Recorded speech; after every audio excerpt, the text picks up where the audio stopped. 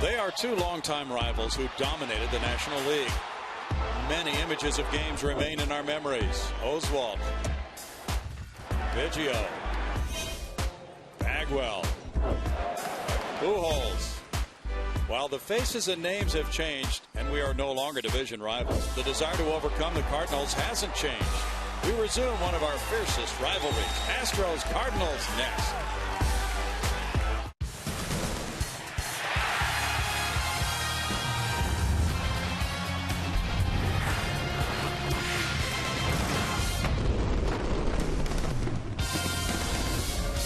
Live from Minute Maid Park in Houston, Texas, Comcast Sportsnet brings you Houston Astros baseball. Tonight, the Astros open a 9-game homestand. It's the first of a 2-game series against the St. Louis Cardinals. Good evening, everybody. Bill Brown and Alan Ashby. Familiar feel here. Astros and Cardinals, they've been rivals for so many years and now in different leagues, and the Cardinals bring a vaunted attack to Houston. Do they ever? Offensively, defensively, and on the pitching side. They've been a great ball club this year. They've just come off a little scuffle with the Texas Rangers, but overall they have maybe been the best team in baseball. Lucas Harrell will try to slow down this Cardinal offense, which has really been high-powered. He's got a lot of work to do if he can do that. Lucas Harrell has been good of late. He's had 5 consecutive quality starts. He's been bending that curveball, the slider, the changeup, and trying to keep that fastball down. I think that last part is one of the big keys for Lucas Harrell. If he can keep that sinker down, he gives himself a chance. So this month, he's gone 1-1 with a 1.73 ERA. He's really whittling down the walks, Ash. Well, and that's obviously a key. While he does that, obviously you're hoping he's down in the strike zone. 196 the batting average against here in the month, and the ERA has been terrific. Lucas Harrell starting to pitch like the guy that was vying for that #1 slot coming out of spring training. The St. Louis Cardinals, though, can really do a lot of things well. They lead the league in batting average in the National League and so on down the line. If you look at statistical categories around Major League Baseball, the Cardinals are going to be at or near the top in just about everything. On that offensive side, they have just been a juggernaut all season long, and they've got some great names in the lineup. On the pitching side, they'll do the same, but you can see offensively, first, and second in some key categories, Cardinals can swing it. And it all adds up to the best record in baseball. Coming up from Minute Maid Park, Julia Morales has more about the resumption of an old rivalry. She has the next segment in just a moment.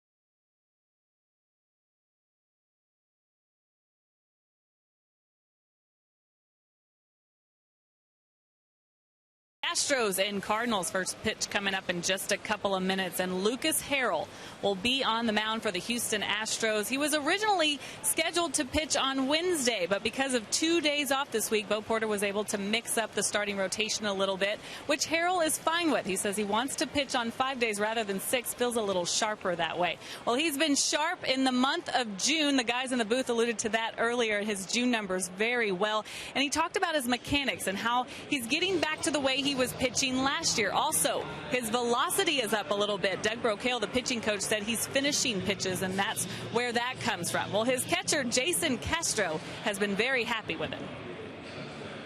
I think he's really gotten back to what was successful for him last year. His sinker has really continued to progress this season. Really, the past month, it's been like it was last year, and I think that's one of the key things for him is to pitch off of is that big sinker that he throws, and he's established that over the past month or so, and that's what he's been trying to build off of. So that's what kind of helps him, be successful. It's like a building block for him. He's made several adjustments just this season alone. I think he made one in the game during Kansas City. I mean, what does that say about a guy that can just keep working on things and trying to figure out a way?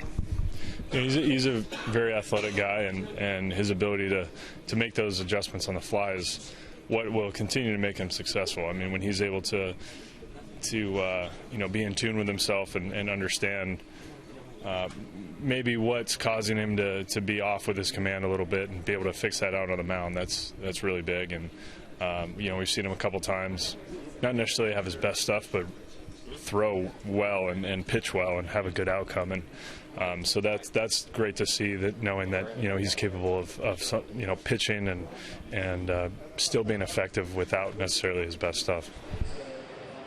Bo Porter also talked about this. He's very happy with it. He said it's not just physical adjustments, it's mental adjustments as well, and how he's been able to pitch with men on base. All right, coming up, Lucas Harrell hopes to use some of that June magic against the St. Louis Cards. Harrell and the Astros welcome in former rivals.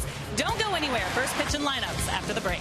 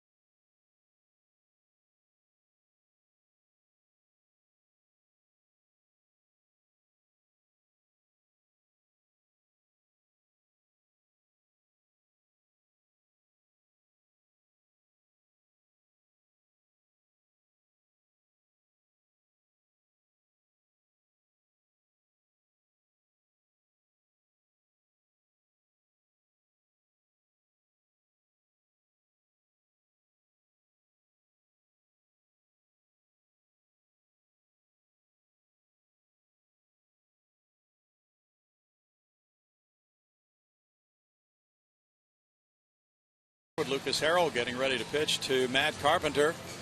And here's the starting lineup. Matt Carpenter at second, Yadier Molina catcher, Carlos Beltran right field, Alan Craig left field, Matt Holliday DH, Matt Adams first base, David Freese third, John Jay center field, Pete Kozma shortstop, ready to go now with Harrell. And he throws it in there for strike one on Carpenter. Carpenter's put together a 5-game hitting streak. He's become the Cardinal leadoff man, and a very successful one, to the tune of a .322 batting average, 6 homers, 27 runs batted in, and a .403 on base average for Matt Carpenter from Galveston, Texas. He's behind 0-2. Matt went to Elkins High School and then TCU. His father Rick was the coach at Elkins. 5-7 for Lucas Harrell with a 4.32 ERA.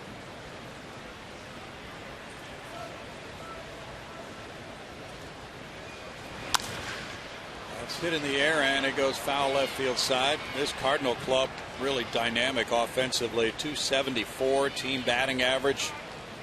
372 runs scored, leading the pack in the National League in many club offensive categories, and Carpenter's been a big part of that. He has scored 56 times.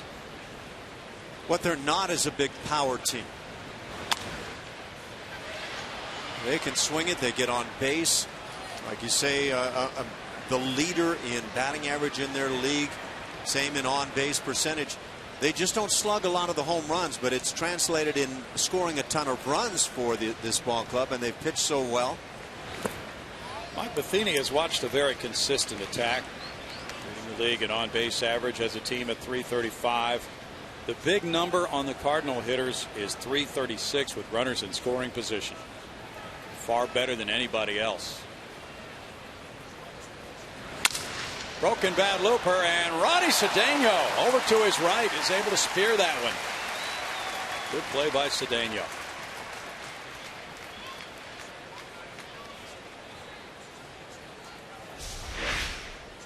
Just a nice jump at shortstop. Obviously shattered bat. Lucas Harrell with a very good pitch down out of the strike zone, but a nice play at shortstop. And that defensive side is what the club did not put together Sunday in Chicago. .353 for Yadier Molina to lead the National League with 5 homers, 41 runs batted in. He bounces one foul. Usually does not bat second. This is a different looking Cardinal lineup tonight. Matt Holliday moved down to the number 5 spot. He has been in a slump lately. Molina plays anywhere with his contact hitting approach. Gaudy numbers for Molina again. That's rolled out to the third baseman Matt Dominguez. He takes care of out number 2. Lucas Harrell is 1-3 in his career against the Redbirds with a 5.91 ERA. Got inside on Molina very effectively there, Ash. Hey, you can take a hot hitter, and if he's looking for the pitch you throw, the fastball right there, and you put it right on the hands, you got a chance of jamming him anyway. That pitch on the hands time and time again will eat guys up. Now Carlos Beltran at .305 with 17 homers, 46 runs batted in, gets a mixed reception. That is normally the case for the former Astro. Playing this year at age 36. Beltran still dangerous even at that age. And he's been a big part of this Cardinal attack. Began his career with Kansas City, and the Astros traded for him in the middle of the 0-4 season. He helped to lead them to the playoffs with a magnificent season, then turned free agent and signed with the Mets.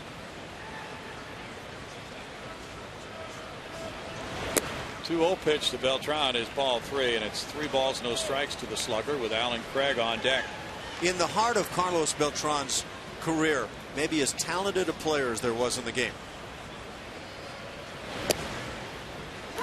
3-1, absolutely. He could steal the bag, he could hit the home run, gap you to death, play defensively with anybody. Just a terrific talent. Strike. It's a big pitch to make it 3-2 now. Marvin Hudson's the home plate umpire. Harrell threw that one in 92. Again, one of those pitches in on the hands. Don't know that it got the plate, but he gets the call nonetheless. And that is strike 3. Lucas Harrell has a 1-2-3 first, and Jake Westbrook will be on the mound in just a moment.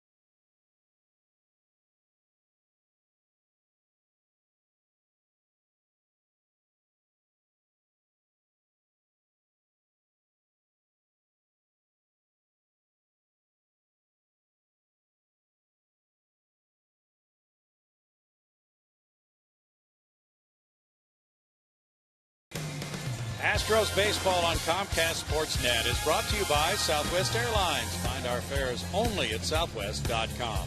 And by your local Toyota dealer. Toyota, let's go places. The Astros just back from a quick weekend trip to Chicago. They lost 2 of 3, but on the previous homestand, they went 5-2. They come up now, led by Jose Altuve. Altuve's put together a 5-game hitting streak. Jake Westbrook on the mound against him. Throwing ball 1 up and in to a .296 hitting Altuve with 3 homers, 27 runs batted in. Jose is 3 for 7 in his career against the right-hander Westbrook.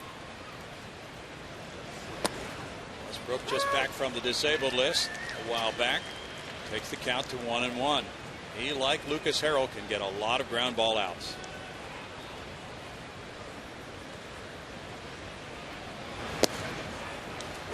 It's 1-2 to Jose Altuve.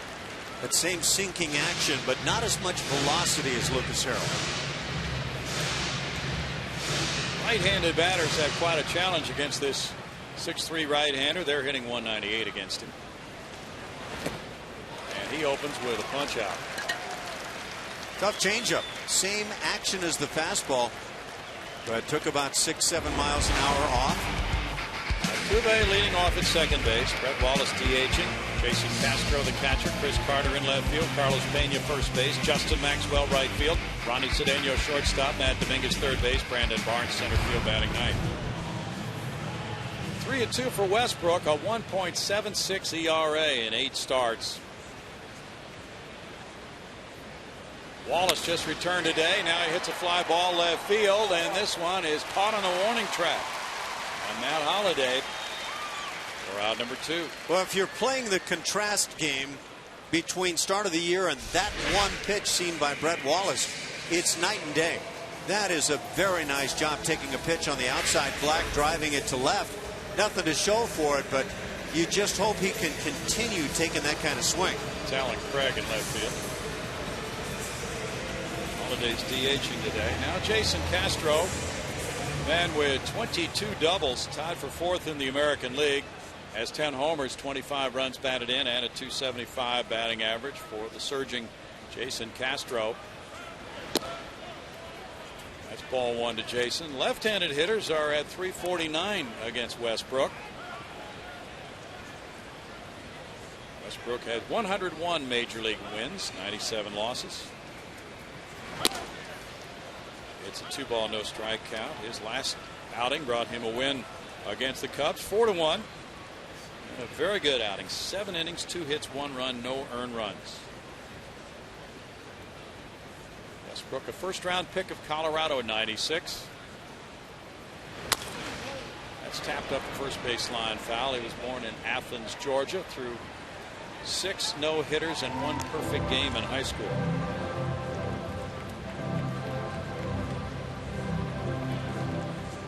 Six no-hitters and 1 perfect game while in high school. I'll bet the other kids on the other clubs were having a great time. It's one way to get to first-round draft choice status.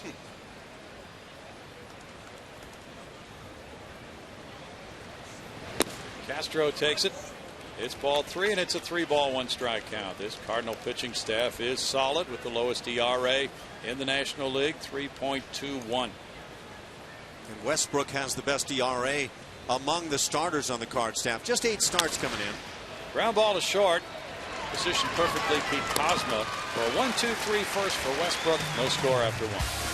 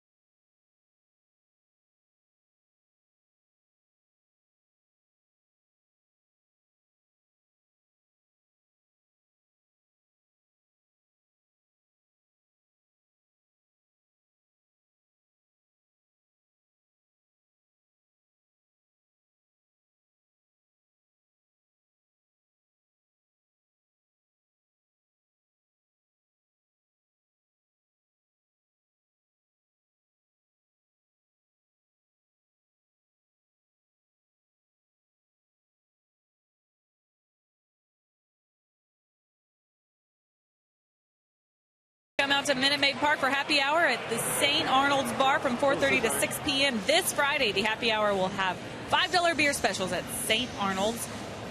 Ziegenbach and Bud Light. Wow, there's a lot of beers in there. Summer Pills, Alyssa. I can name them all. Just come out. Union Station gates open early, so come and join us for a cold one. Brownie. And there's the view from out there through the archways into Minute Maid Park.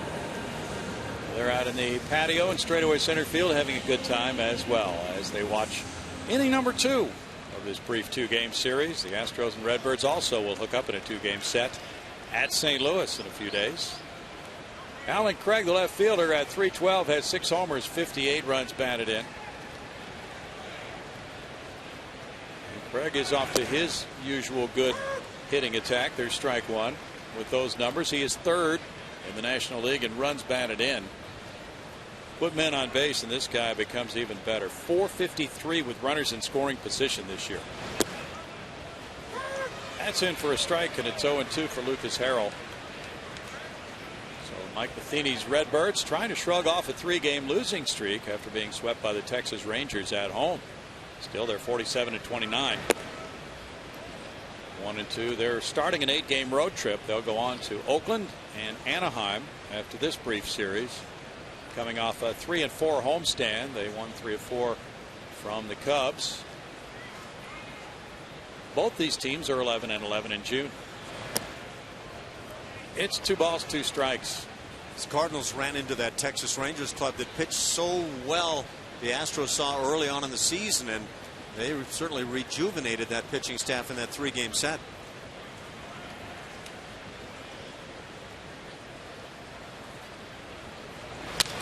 It's a liner past a lunging Pena into right field. Solid single by Alan Craig. He becomes the first Redbird base runner. I guess that's the type of hitting you anticipate when you're seeing a club that leads their league in hitting. Just gorgeous work going the other way.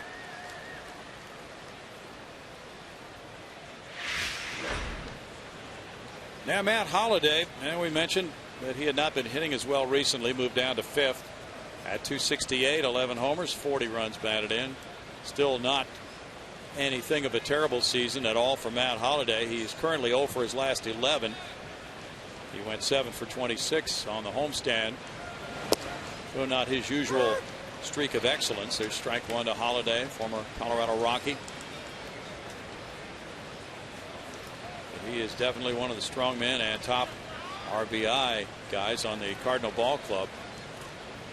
At 33 years old, he drove in 102 last year. He's driven in almost 900 in his career. It's a 1-ball, 1-strike count for Holliday. Cardinals got him in a trade involving Brett Wallace in July of 2009.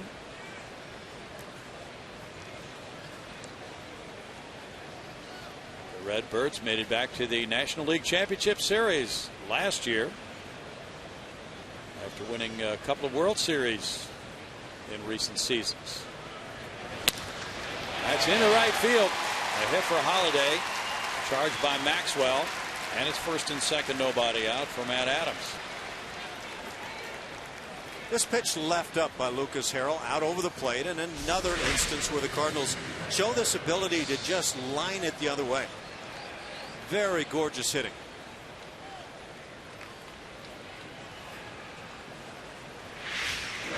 Well, with the Cardinals on this trip to American League cities now, they get the chance to use the DH for 3 series in a row. That may mean more playing time for Matt Adams. Although Adams is not DHing in this game, he's at first base, hitting .314, 4 homers. He's driven in 16.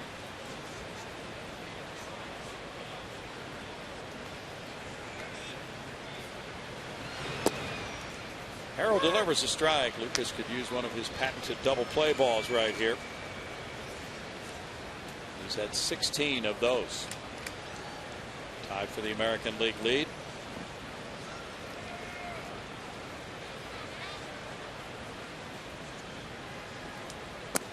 Adams lays off it, and it's a 1-ball, 1-strike count with David Freese on deck.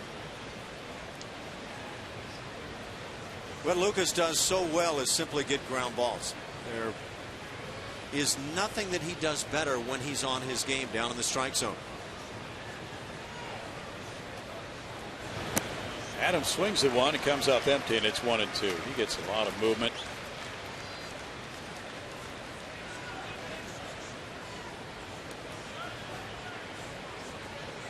The Cardinals got a lot of looks last year at Lucas Harrell. He made 5 starts against them last season. He won 3 of those and lost a couple. It's a 2-ball, 2-strike count now.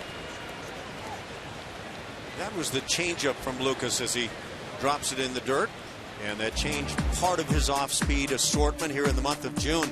But he's been so good in that regard. Off-speed pitches, a 111 batting average against, and slugging. That says the hits that have been gotten against him on the off-speed pitches have been nothing but singles earlier in the season. Numbers nowhere close. Here in June, he would love to maintain that success. Now on 2-2, it's a foul ball by Adams. Well, the Cardinals, with their .618 winning percentage, stand atop the major leagues, but they're only 1 game ahead of Pittsburgh, 2.5 in front of Cincinnati. That's quite a pace being set by the top 3 in the NL Central.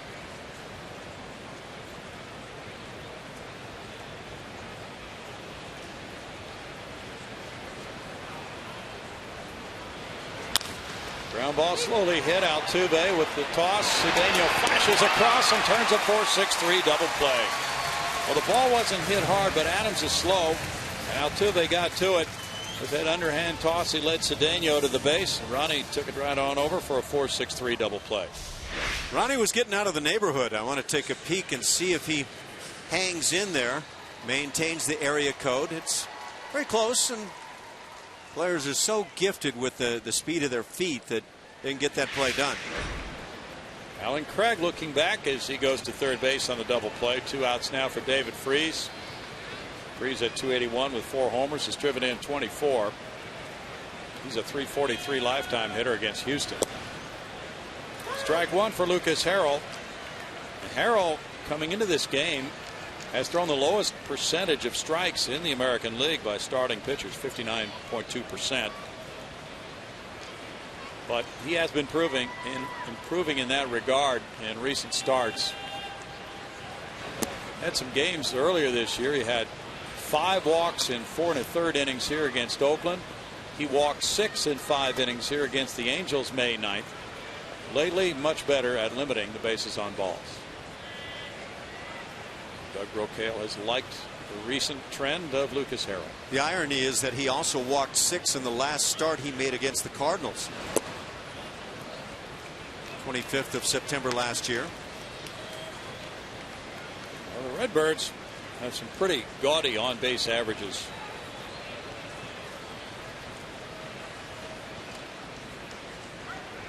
Carpenter at .403, Molina .397. So on down the line for these Redbirds. Freese takes it. He's worked the count to 3-1 with John Jay on deck. Freese had a rough month of April, hitting .163 with no homers, 4 runs batted in, and 49 at bats. But then in May he turned the page and had 3 consecutive multi-hit games.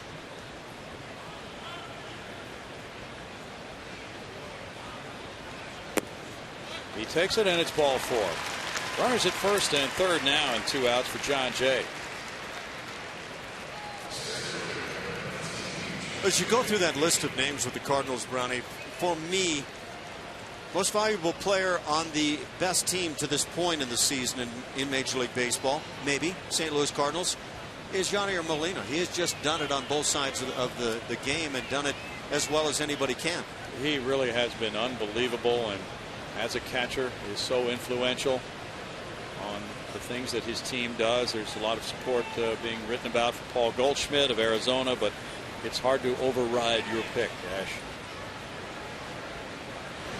Jay takes a look at it. It's strike 1 to him. 247 for Jay, 4 homers, 32 runs batted in. Normally he is a top of the order hitter, but his on base average currently is 326. So it would seem to be with merit that he's been moved down, and Carpenter has just seized that leadoff job. 1-1 to Jay. Molina's just having an incredible year so far. And you talk about Molina there, and he just deserves so much credit. But there's last year's MVP voting. Buster Posey, of course, winning it. Ryan Braun, Andrew McCutchen, Yadier Molina. That's a great conversation with those guys. A lot of people had talked about Molina, but right at the end, Buster Posey seemed to surge ahead. A couple of catchers mixed in that group. Guys that can swing the bat and play deep. Jay with a bouncer. Dominguez throwing to Altuve for the force on Freeze. It's no runs, 2 hits, 2 left, and no score after 1.5.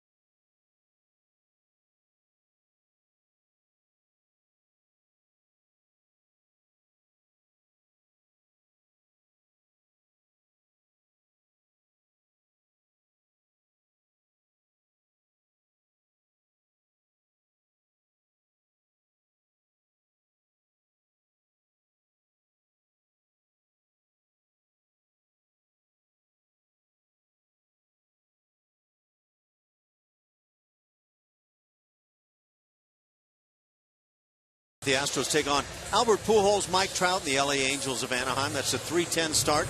Be sure to get to Minute Maid Park early, as 10,000 fans will receive a white home replica jersey courtesy of Champion Energy Services. Call 1-877-9-ASTROS to get your tickets now. There you get a look at it. Bottom of the second now, no score. And it's Chris Carter to lead it off. Carter on Sunday went 4 for 5, had 3 doubles, drove in 2. Westbrook misses, and there's ball 1 to a .233 hitter. Carter has 15 homers to lead the Astros. He's driven in 40 runs. Really doing some great things with the bat lately. 2 balls, no strikes. John Maley's the hitting coach, and he said this isn't something recent that we're working on. We've been working on this type of hitting approach since February. It's funny how it goes. You work on it, you work on it. Sometimes you might forget what you're working on, and then a guy has something click in. And for Carter, it's been evident here over the last 4 ball games that that right field side has become a bigger part of what he's been doing. Boy, hasn't it though? Dramatic improvement. Now 3 balls, 1 strike to Chris. Westbrook has walked 22 in 52 innings. The Astros are well aware of that number. And there's another walk.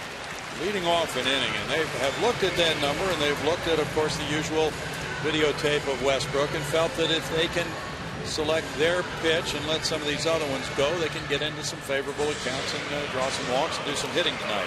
You know, I mentioned, Brownie, that Westbrook leads among the starters of the Cardinals in ERA. He doesn't have nearly the number of starts some of the others have, but at 176, best ERA among the starters. And yet that whip, because of the walks you talk about, worst among the starters.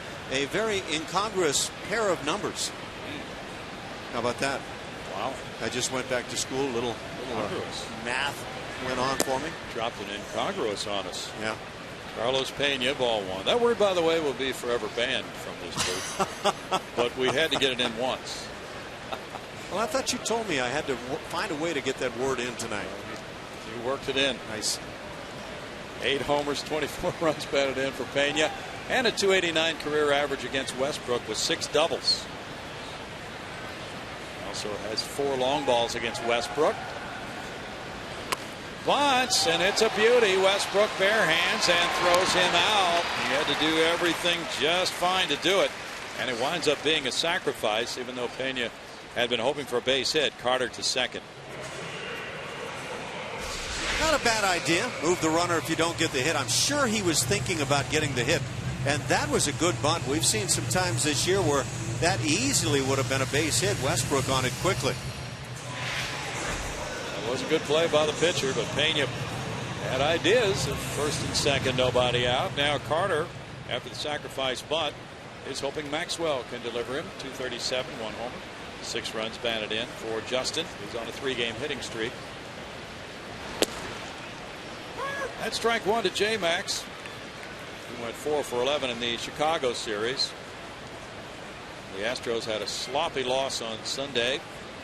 They got waxed at Wrigley Field 14-6. They made 2 errors. There were other plays they did not make that were not errors.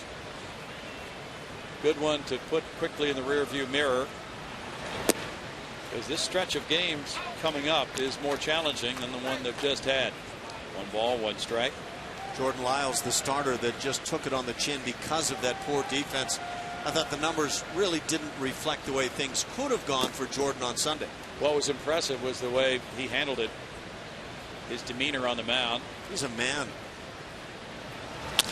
Bouncer slowly hit, charged, and Cosma makes the throw. 2 outs. Yeah, it was reflective of a guy that is a leader of a pitching staff. I mean, that type of persona on the hill. Other guys would be stomping around the mound, snorting about the errors, misplays. Ronnie Cedeno now apparently will come in for even more time at shortstop with the demotion of Marwin Gonzalez to AAA Oklahoma City yesterday. Cedeno at .250 with 1 homer has 11 runs batted in. He was with the Cardinals when spring training started. They released him and the Astros signed him. Jake Elmore has been elevated along with Brett Wallace from AAA Oklahoma City to the Astros for this game tonight. And Jake will share some time at shortstop with Ronnie. His strike 1. Of course, we recently saw Elmore come up when Altuve lost his grandmother. Elmore played and played very well at second base and with the bat. And one of the questions running around is, can he play shortstop? Because offensively, he looks like a guy that can get it done. Yes. That's hit in the air, foul. So we're going to find out how well he can play at shortstop. We'll get some good looks at Jake Elmore. Wallace and Elmore arrived today. Marwin Gonzalez headed for Oklahoma City, and Wade LeBlanc designated for assignment. As the Astros go back to a 4-man bench again instead of the 3-man bench. It's been a lengthy 3-man bench, too. It really has. Chop to third for Freeze. Freeze with the throw. And it's no runs, no hits, and a man stranded. No score after a couple.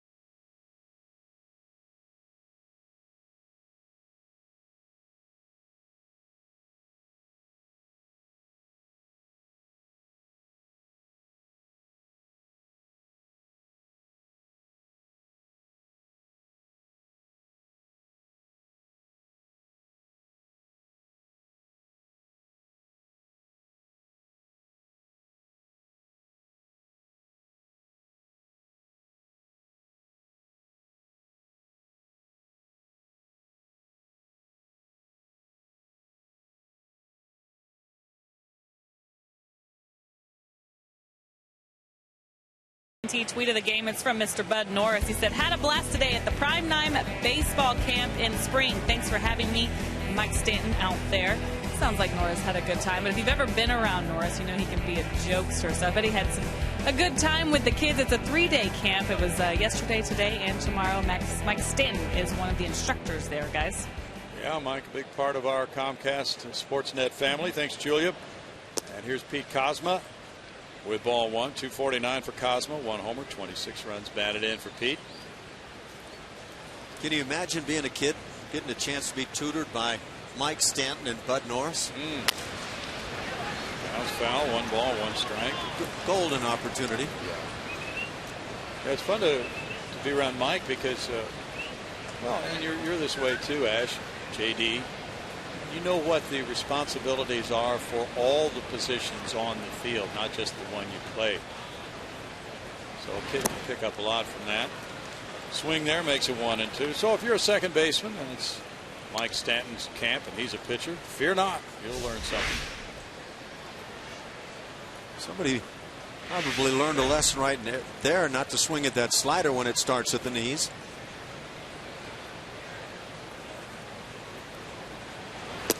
Kozma takes that one. It's a 2-ball, 2-strike count to Pete. Pete was a first-round pick in '07. He's from Tulsa. Played for a state championship team in high school.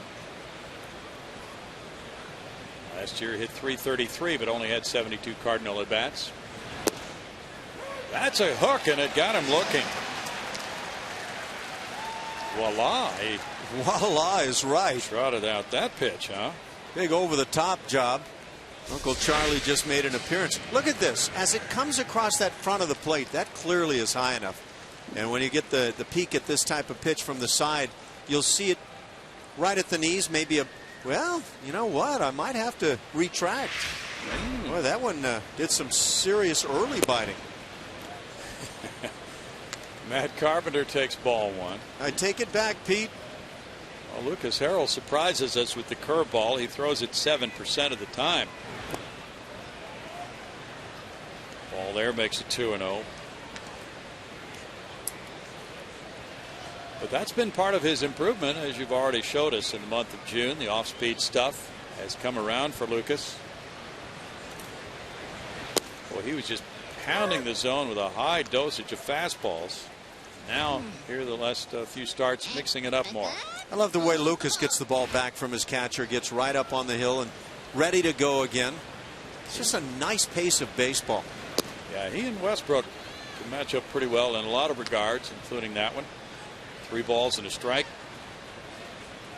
Yeah, you're right. The two guys are about business. Let's go ahead and play some baseball, guys.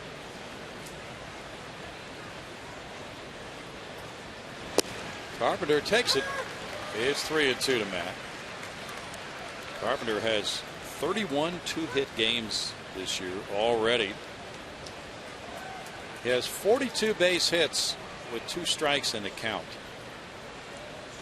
That's a confident hitter that can do that. That's not a hit with 2 strikes. Great pitch by Lucas Harrell, and Carpenter is looking back at Marvin Hudson. 3rd strikeout.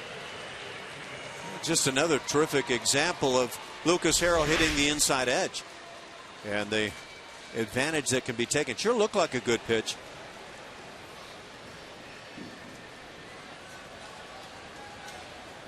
Well, Lucas likes that. Molina takes strike 1.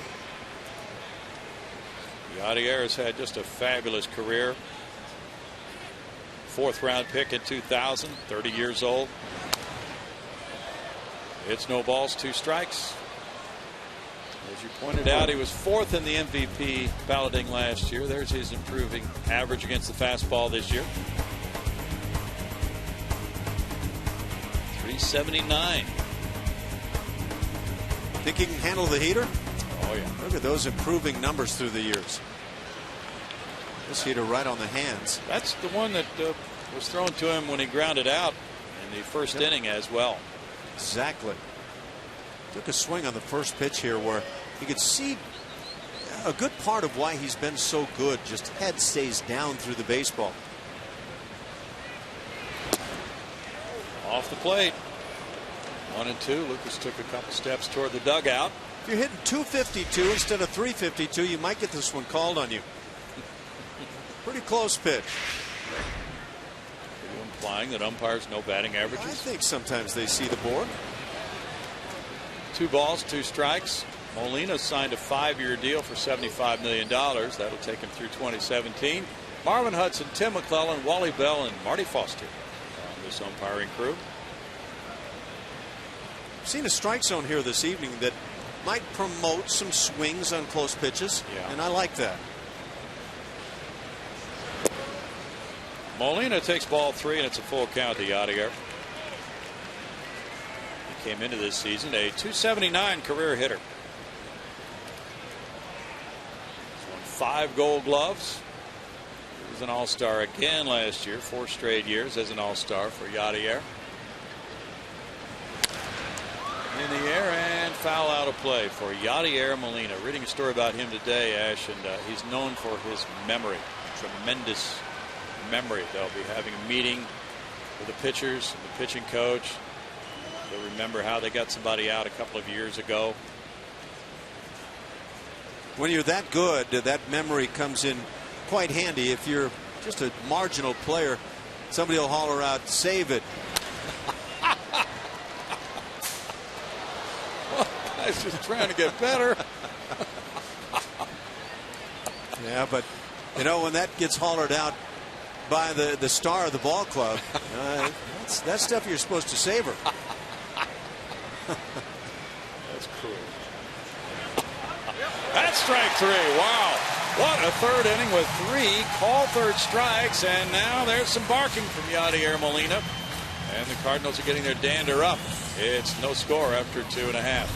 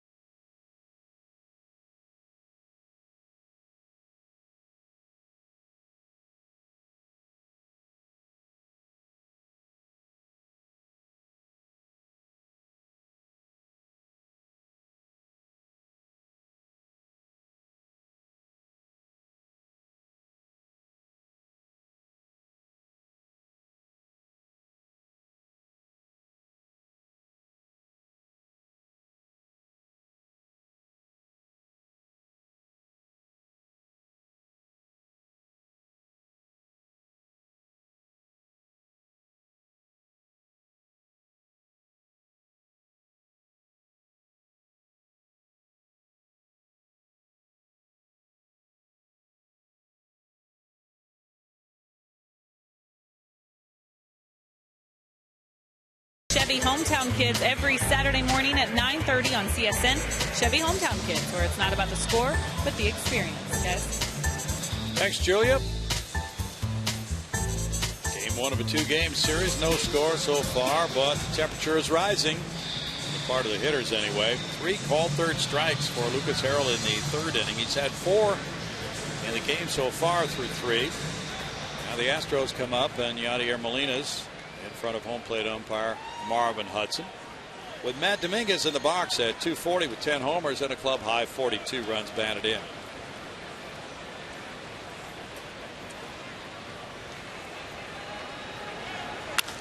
Dominguez shoots one foul. There is strike 1 to Matt.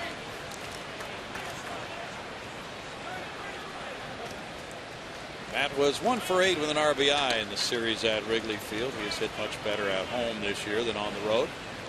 Brandon Barnes is on deck. Westbrook changed speeds on him and went in with an 81-mile-per-hour floater for an 0-2 count. How does a team go about compiling a 47-29 record as they approach the midway point? You do it with great starting pitching. Very nice if you have the solid offense. That's what the Cardinals do. Well, they play very good defensive baseball too. They've made the fewest errors of any team in the National League. You know, and I was talking to Al Hrabowski, longtime broadcaster with the Cardinals, about their defense, and you can see the starting pitching first with that 41-19 record. Great ERA under the 3 mark as they lead in that category. Batting average against. They just do it all. And you know, we can say it over and over. It's on the pitching side, the starters primarily, and the offensive side as well. They're just a very well constructed ball club. Strikeout number 2 for Westbrook. It's that changeup again. You see it come almost out of the palm of the hand, it looked like. Brandon Barnes has been leading off a lot in recent weeks. He finds himself in the number 9 spot tonight. 263, 3 homers, 16 runs batted in for Brandon. He was 0 for 9 in the Wrigley Field series. Hit 231 in the last homestand. Taking ball 1 there as he tries to reach with 1 out. The Astros looking for their second base runner of the night. 2-0 for Westbrook.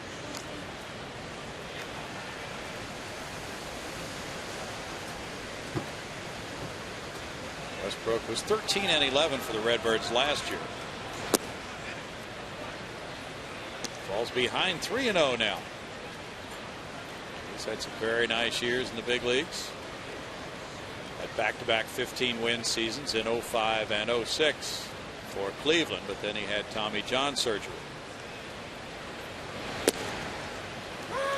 3 balls, 1 strike. You know, you talked about the guys in this Cardinal starting rotation. It has been a very fine rotation with a 2.99 starters combined ERA. Backhanded Cosma. He gets Barnes 2 outs. Yeah, I started to say something about the defense. In talking with Al Hrabowski, he said, you know, we don't make errors. We don't go make the terrific plays a whole lot, but when the play that you should make is presented, this infield will get it done, as will the outfield. And I think when you talk to any pitcher, that's what they really rely on. When an out is presented, get it. And this Cardinals defense will do that. Jose Altuve struck out in the first inning. 5 ground ball outs for Westbrook. Outs in the air to center field, and John Jay tucks it away to make it a 1-2-3 third. After 3, there's no score in Houston.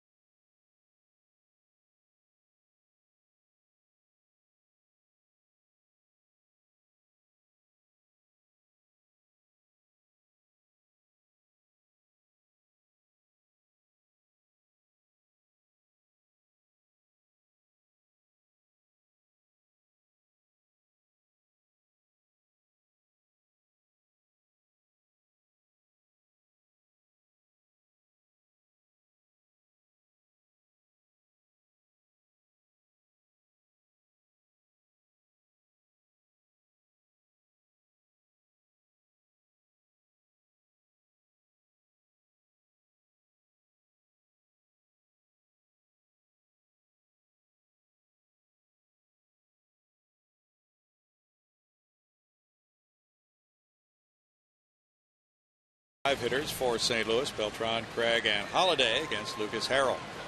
The Astros don't have a hit through 3. Cardinals have a couple, both singles, both back-to-back. And that's ball 1. Beltran struck out looking in the first inning. Cardinals have gone 21-9 against the Astros the last 2 years combined. It's 2 balls, no strikes for Harrell. Little visual conversation there between Castro and Harrell. Castro got crossed up on a good sinker there, and Harrell was saying, hey, I thought I saw you put down the 1. 3-0.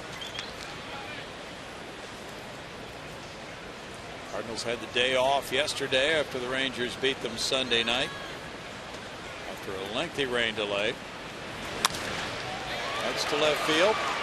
Going back on it, Carter at the wall. It kicks off the wall back toward the infield.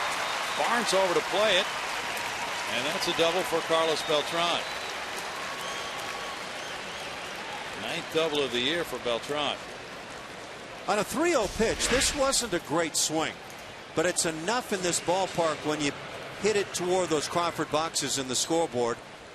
And Chris Carter just simply unable to get back in time. Had he been able to get there, looked like maybe a catchable ball in terms of the height.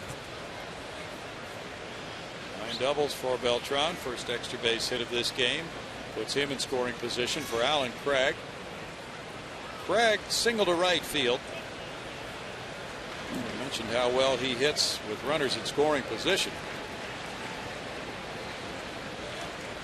This has been really something for the Redbirds to put guys in scoring position for Craig, who's delivered almost half the time this year.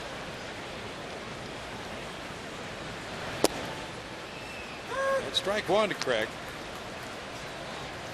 Cardinals have swung at only 1 first pitch from Harrell.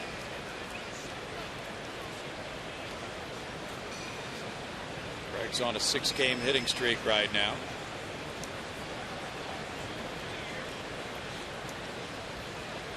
.453 with men in scoring position. I have to say, over the past week, maybe, clubs against the Astros, swinging on the 3-0 has been the norm.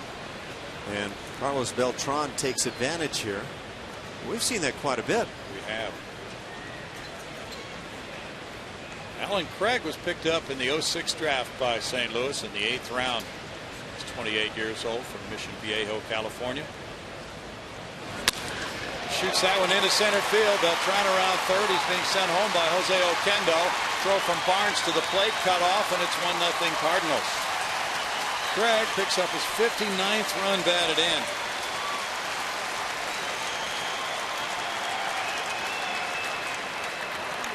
He's just a good-looking hitter, and they've got a bunch of those in this Cardinal lineup.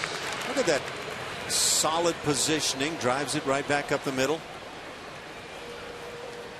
Just have to say, fundamentally, it's a good-looking club with the bats. Beltran has scored the run. Now Matt Holliday will be the batter. He singled to right field earlier.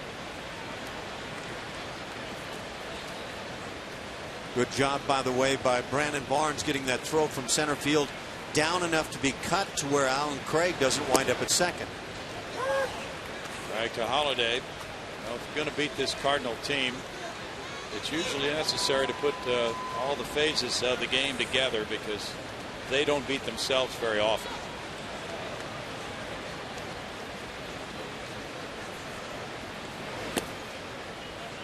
It's a 1-1 count.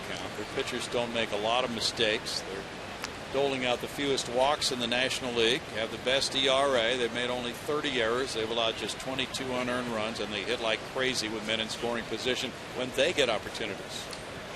That's amazing, the way they've hit with runners in scoring position, and it offsets that lack of power that they've had as a club.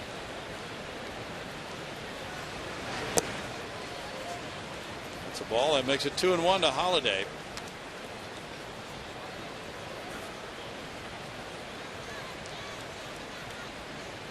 Well, this Cardinal team has been built over a period of years, as you know. Many homegrown players, others obtained like Holliday in trades. And Holiday's been around for a few years now. He's one of the leaders. That's chop foul. 2 balls, 2 strikes. They have moved right on after Albert Pujols left in free agency. Jeff Luhnow was a part of that. Dickie Thon weighing in. They might be talking Spanish. I wouldn't be surprised at all.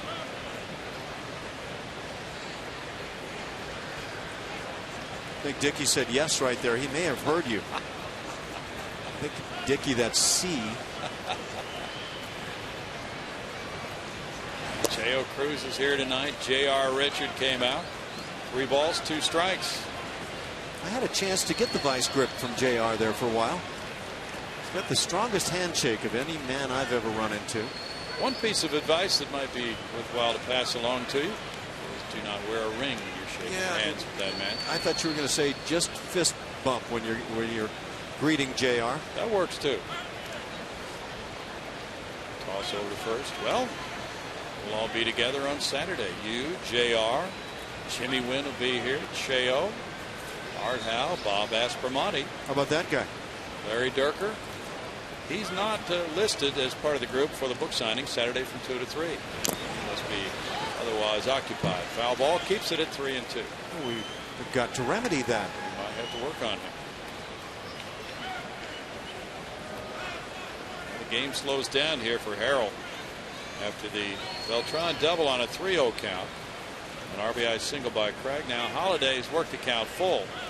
The Cardinals do very little running. They're dead last in stolen bases in the National League with 18. They've only attempted 27 steals. They haven't stolen in the last 18 games. That ties them for the longest streak in the majors this year. And that's a walk to Holiday. Number 2. Time for our pitch by pitch, brought to you by Steel Dealers. And we feature Matt Holliday here, a tough guy. When you're going after him, Lucas Harrell tries to do it with the sinker. He misses low. Tries to put it on the hands. It's chopped foul. He comes back with the sinker again, and another one chopped foul. Cardinals will just wear you out, and eventually you miss enough times that you put them on base.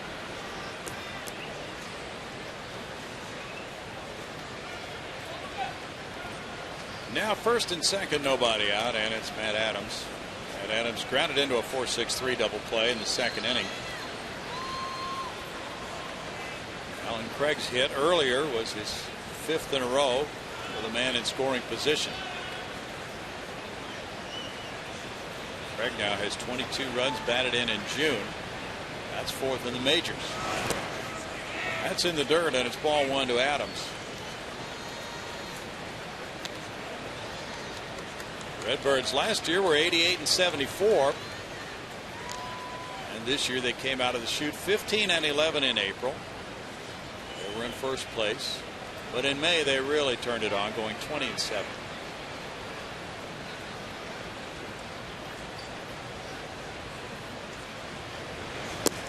Adams takes it, and it's a ball.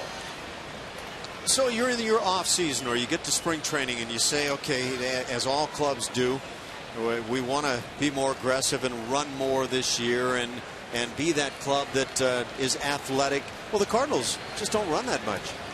9 times they've been caught stealing this year. You mentioned the 18 stolen bases, easily the worst in the National League. And yet, they've been so solid in the other categories, they just win. Interesting. Now 3-0.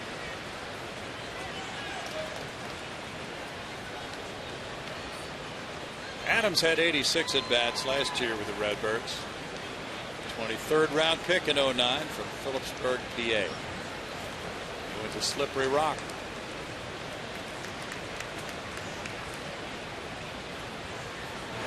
Rio pitch. Ball 4, and the bases are loaded. 4 straight Redbirds have reached base. Now David Freese bats, and Doug Brocail heads for the hill.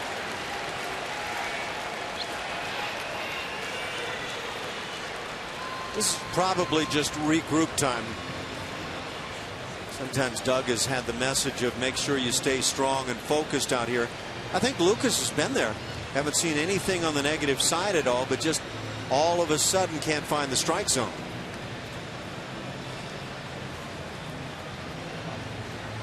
David Freese is 5 for 10 against Lucas Harrell. Well, you sail along in a ball game, you feel like you're on top of things, and all of a sudden, after a 3-out double, things kind of come unglued a bit. Well, I said 3 out. That would be tough to do. A 3-0 double. Oh, yeah. A little more plausible. Teams would like to have some of those 3-out doubles. 3-out doubles are very valuable. Way to get back into the game. Strike to Freese.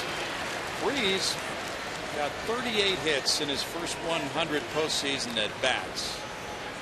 And that broke the major league record of 37 held by Thurman Munson and Steve Garvey.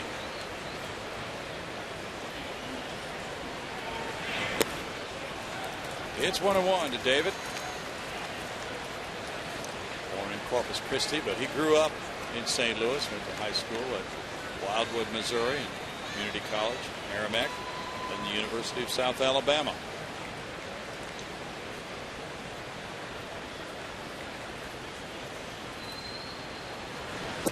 Freese takes that one. It's a strike, and it's 1-2. Of course, he was the NLCS MVP and the World Series MVP when they won it all in 2011.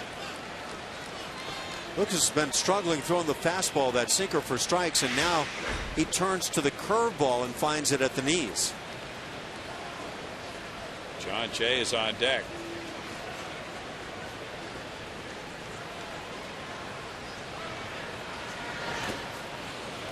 Castro moves outside to stop that one. It's 2-2.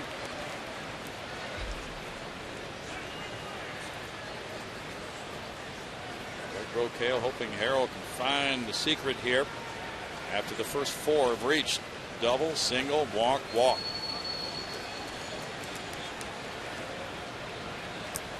These two teams have played each other 700 times. Cardinals have won 374, the Astros 326.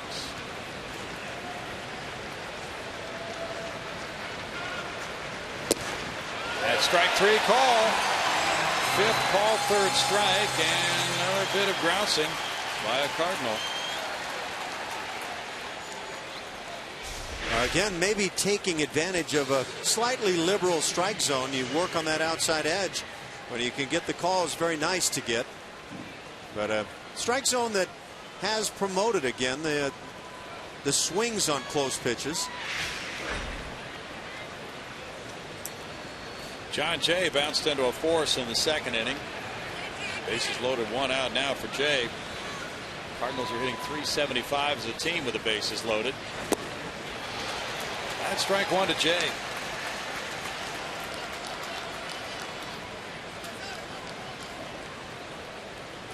Not an easy guy to double up, but a guy you'd love to turn that trick on right here.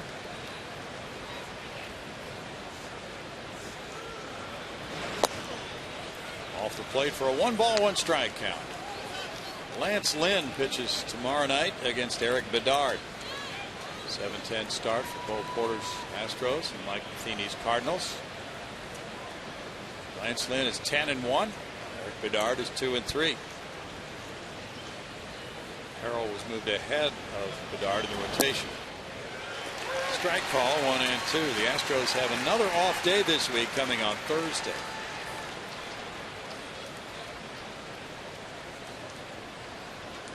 So Bedard was moved behind Harrell. Harrell is a sinker baller who would prefer not to have that much rest between starts.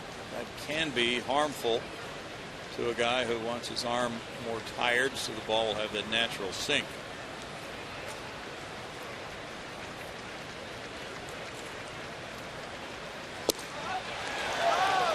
That's ball 2, and it's 2-2. If that's the case, Mark Scholander should have been a heck of a pitcher.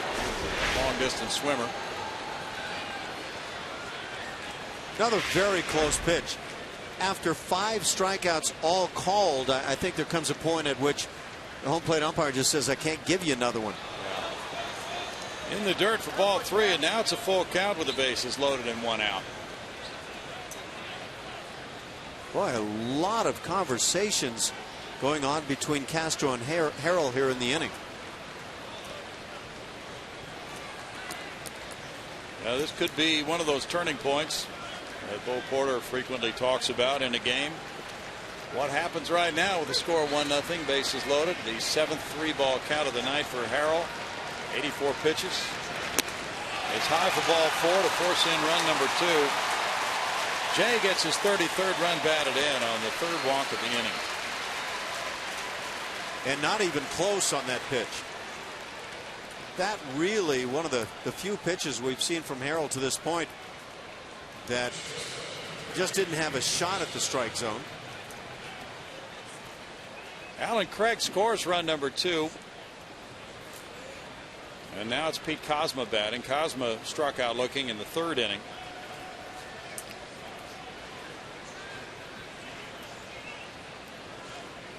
Three for 10 with the bases loaded with 5 punch outs. Matt Carpenter's on deck.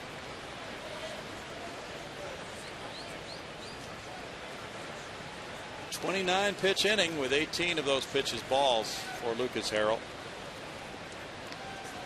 He's 3-5 at home with a 5.43 ERA. Missing there for ball 1.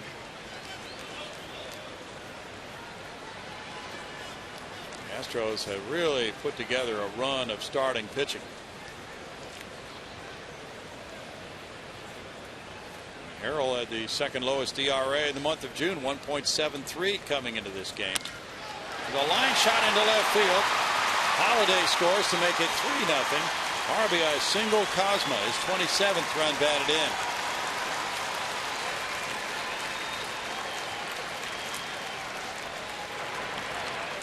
Three very good innings for Lucas Harrell, and now it's coming apart at the seams here in this 4th inning. Some good hitting, some poor pitching where you walk guys, and it's just simply adding up. Matt Carpenter, a looping liner to short, and he struck out looking.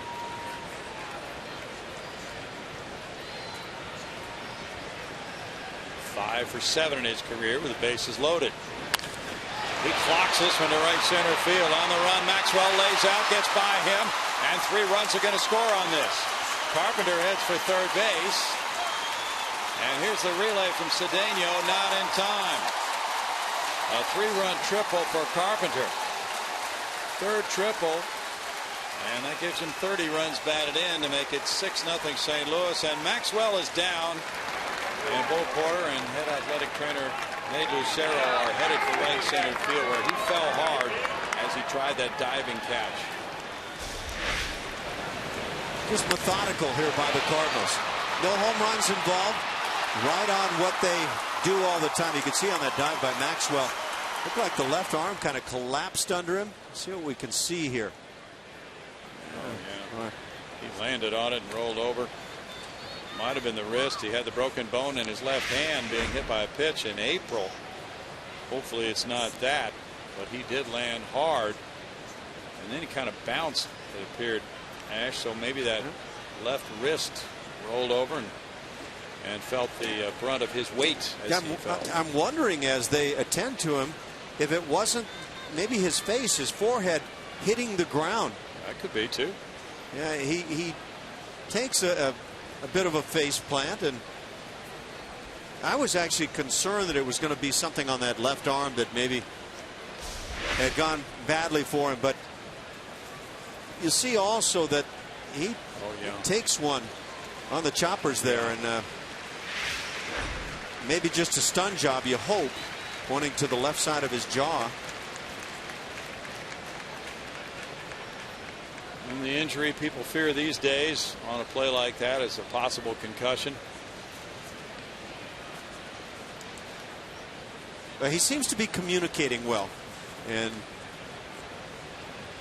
I would hope that that's a good indication there. But I have a feeling that that jaw got thrown to one side, and he's dealing with what catchers deal with, a good deal on the foul tips that catch on the side of the jaw. Dallas Keuchel is warming up. Feeling the left temple area there. That head really landed hard.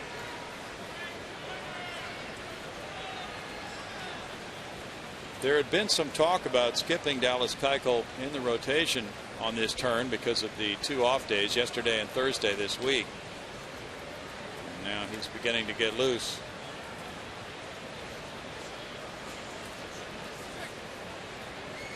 Yeah, that's not what you want to see from a guy that you're debating as to whether he stays in or comes out, when he continues to address an area that is bothering him.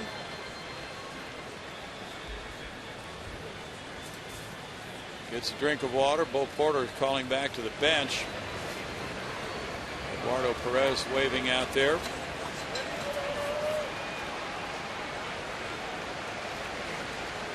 We'll see what he wants. J.D. Martinez is running out toward right field. They're going to get him in this game for Justin Maxwell.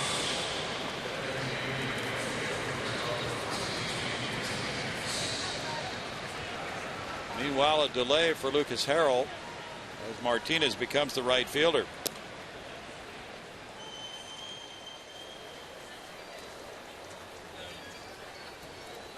Well, that's too bad. Obviously, Justin's worked hard to try to get back, and you hope it's nothing more than just kind of that momentary stunning while you face plant, and he definitely did that. The Cardinals have scored 6 runs so far in the 4th inning, and there's only 1 out. They had a double from Beltran, and Alan Craig came up, an RBI single, and then 3 walks. Cosma with an RBI single and a 3-run triple there for Carpenter. 6-run inning.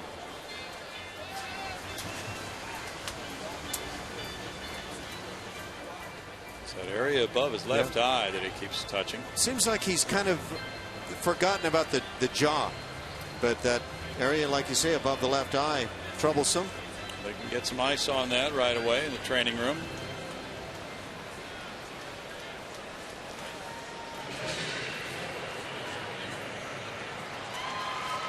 Now it's Yadier Molina batting, and the infield comes in with 1 out, and the runner at third, Carpenter. Molina has grounded to third and struck out looking. Molina has 13 extra base hits this month, 11 doubles and 2 homers. That ties his career high for extra base hits in any calendar month. He looks at ball 1 as the 9th hitter to bat here in this Cardinal 4th. Molina had a string of 8 games in a row with at least 1 extra base hit in all of those games.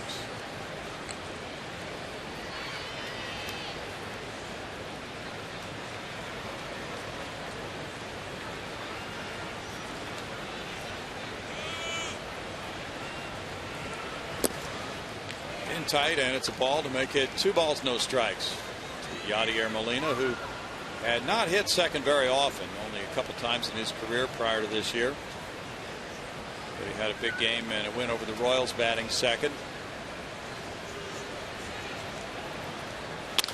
Ground ball at the middle, and that gets him an RBI and a 7-0 Cardinal lead. 42 runs batted in for Yadier Molina. That's what the Cardinals do so well, hit the ball up the middle. Just an uncontested ground ball with the infield drawn in, and whether they're back or in, they're not going to handle this. Only a pitcher who can really handle that position, and I mean in the extreme fashion, might have a shot on this one. 7-0 lead for the Cardinals, and Lucas Harrell, who has allowed 8 runs in a game twice this season, both of those here at Minute Maid Park, takes his walk toward the dugout. And lefty Dallas Keuchel will be brought in. The Cardinals have batted around here in the 4th inning. They lead at 7-0, and we'll be right back.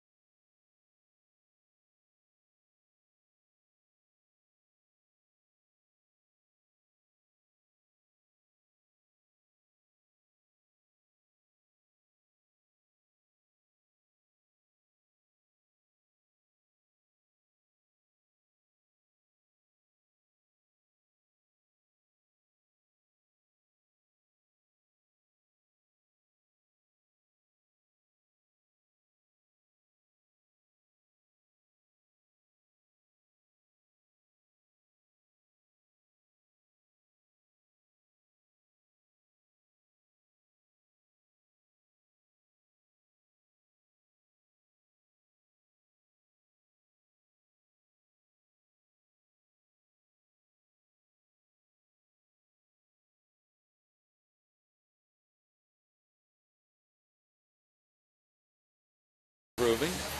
Showing you what's happening right here. As Dallas Keuchel comes out of the bullpen, he'll be pitcher number 2.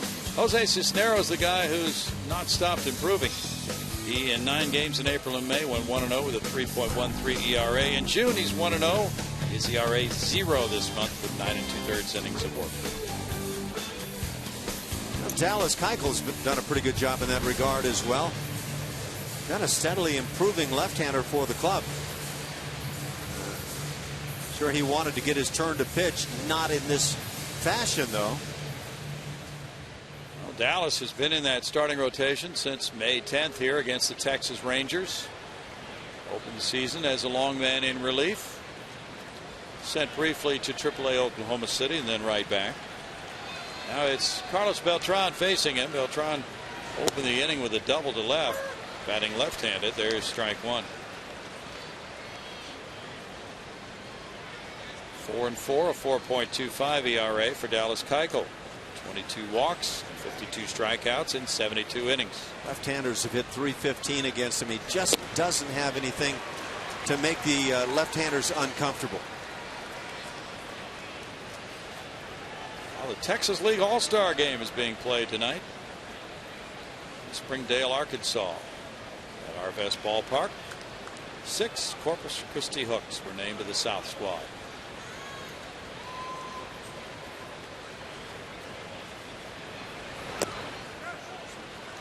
Check swing call goes down to first.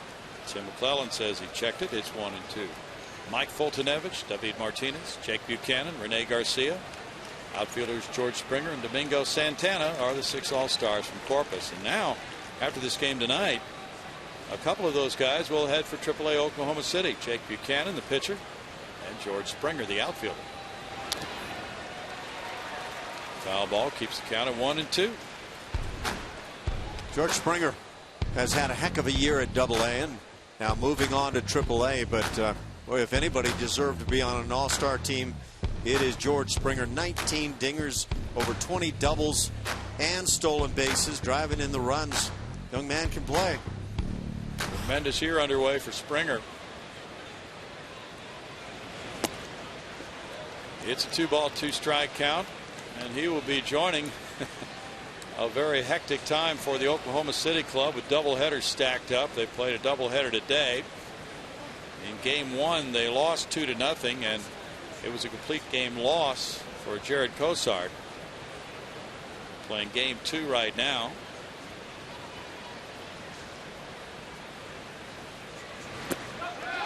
Beltran tried to check, but he went this time. Tim McClellan rings him up. Strikeout victim number 6 for Astros pitching. Well, on the 2-2 pitch, Keuchel turns to that slider. You can see the circle behind the baseball. Great indicator of the slider. And that induces the half swing. Now 2 outs and Alan Craig batting. Craig is 2 for 2 with an RBI. Oklahoma City losing to the Omaha Storm Chasers today. Game 1 of that doubleheader. There's strike 1. Brett Wallace had been really hitting well when he got the call to come here from Oklahoma City. Paredes is really hitting for a high batting average as well.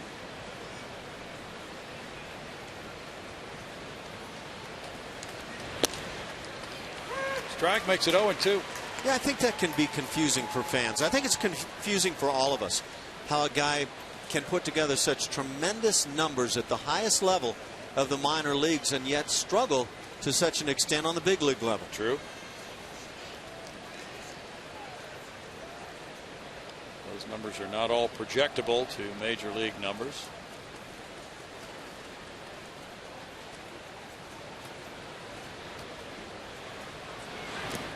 This one gets away from Jason Castro. A pitch in the dirt. Advancing to second, Yadier Molina on a wild pitch. So 1-2 count as Molina moves over. 7 runs on 7 hits for the Cardinals. 5 of those hits to go with 3 walks here in the 4th inning. Craig is the 11th batter. Greg was hitting .366 lifetime against Houston before coming into this game, and he's 2 for 2 tonight.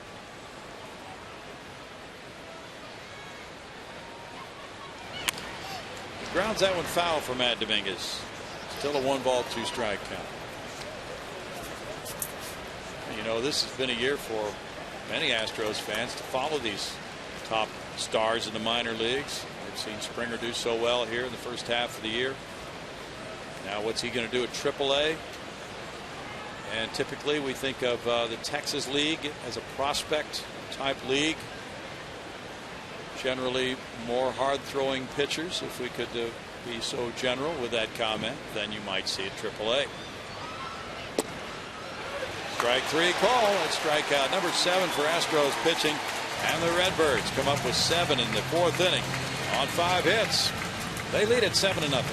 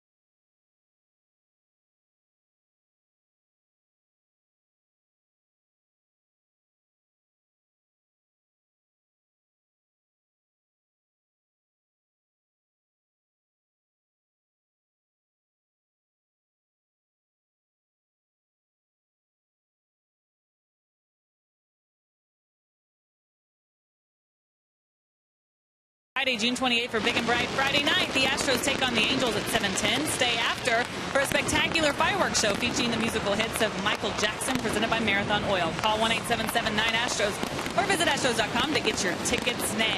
Today, Brett Wallace up first here for the Astros in the bottom of the 4th, and it found out that he got recalled last night after Oklahoma City's game. He got here about noon, and he's happy to have another chance. His numbers in Oklahoma City very good, as the guys were talking about earlier. He said earlier when he was with AAA, he made some adjustments, specifically with his hands on the bat. Since then, he started to feel more comfortable, started making contact, and he comes back a more confident player, guys. Thanks, Julia. Well, with a .326 batting average there for the Red Hawks, 11 homers, 37 runs batted in. Should be pretty confident. He went 0 for 1 hitting a fly ball to left first time in this game. There's strike 1. As he left the Astros, boy, it was a tough situation. What a difficult start for Brett Wallace. He started this season 1 for 24 with 17 strikeouts. And with the 0 for 1 tonight, he's 0 for his last 23 now. So a chance for him to break that slide tonight. It's a 1-ball, 1-strike count for Westbrook. I think most guys who have ever played this game have lost all confidence at some point. It's just unfortunate. He lost it from opening day on. And you know, you come up with 20 some odd at bats, and it felt like 100 at bats watching the way things were going early on. Yeah, it must have to him. He appeared in 40 games at first base and 10 at third for the Red Hawks this year. He was working out some at third today. Bounce to the right side. And there's the underhanded toss. 1 out. Matt Adams to Jake Westbrook for the first out. Jason Castro next. He and his wife Maris are sponsoring that book drive on Saturday here at Minute Maid Park. And they have a foundation involved in literacy. collecting new and gently used books. I want to bring one for somebody K through 12th grade. We'll go to someone in the Houston Independent School District. That's ball one to Jason. He and his wife Maris both going to Stanford. And obviously very well educated, and they want to make sure that some kids get a chance. Julia has more. Julia. Hey, Brownie. Yeah, it's our Geico quote of the day, talking about Castro's book drive. Maris and I couldn't be more dedicated and excited to launch Castro's Kids by promoting literacy in the Houston school districts. We hope to make an impact in the area that we are proud to call our home. Good stuff there, Brownie. The bat goes flying out by the second baseman as Castro swings at it, and it's a 1-2 count.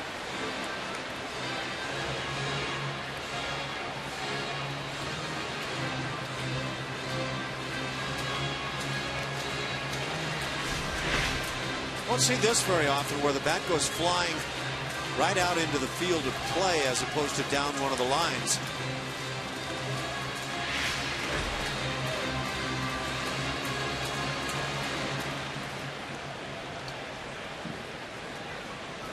Checking now with the count being 1-2. Scoreboard says 1-1. It's confirmed. It's 1-2 to Jason by Marvin Hudson. 2 balls, 2 strikes. How much did you look at the scoreboard when you were playing that? I think I looked at it a lot. I think all players do. And it's wrong a lot of times. And so you're trying to keep your internal numbers and verifying with umpires. And sometimes the umpires get caught up in what numbers are up on the board. 3-2.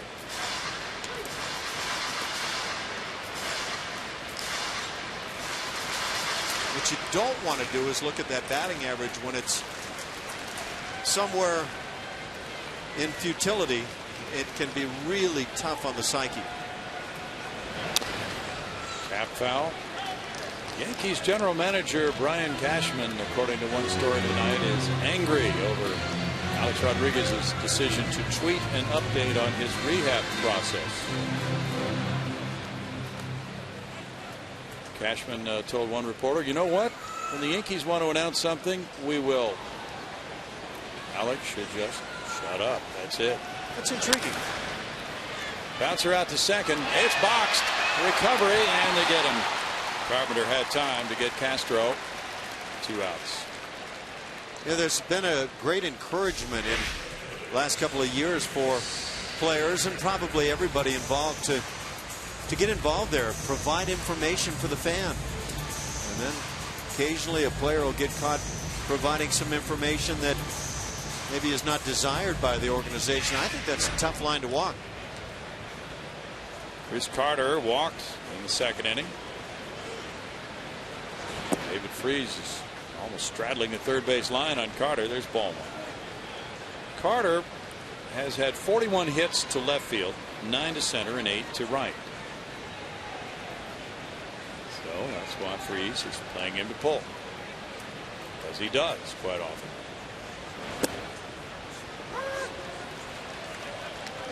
It's a 1-1 count.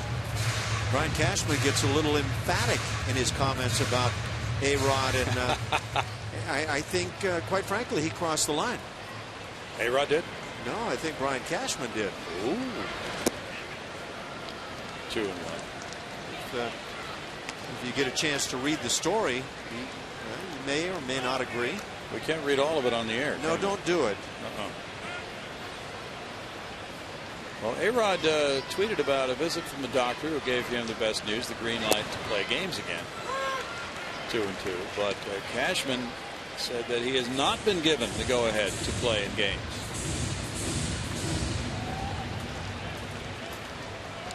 So tensions seem to be building between the Yankees and A-Rod.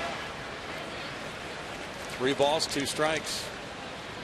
Now, I would have been mad if I were Brian Cashman at what A-Rod was accused of doing during the World Series last year, but sure, at suggesting that maybe he's ready to go out and try to do something, that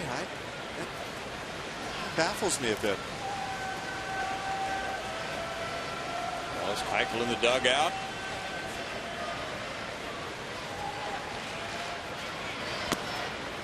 And that's strike 3. It looked like ball 4, but no. It's going to be a strike tonight. So it's strikeout number 3. And after 4, it's 7-0 Cardinals.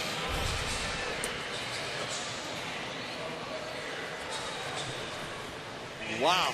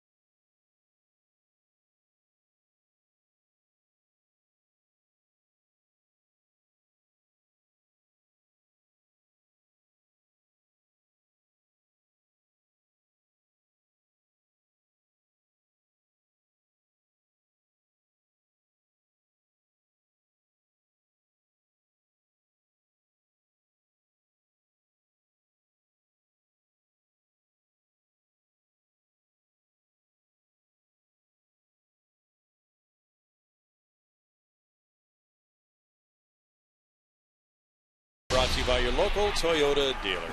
Toyota, let's go places. What St. Louis Cardinal played for the Harlem Globetrotters? Oh, I know this one, Ash. You do? Yeah. Wow. Only time all year. Let me think on this one a moment. Let's pack over the flying ball from Holiday out to center field, and Barnes on pitch 1 out. Holiday was 1 for 1 with a walk. That's 1 out in the 5th. Lucas Harrell in 3 1/3 innings. Allowed 7 hits, 7 runs, walking 4, fanning 5. He threw 91 pitches.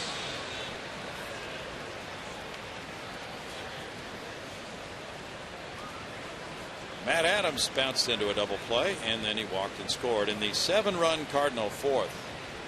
Astros pitchers threw 46 pitches in that 4th inning. That's top foul. There is strike 1.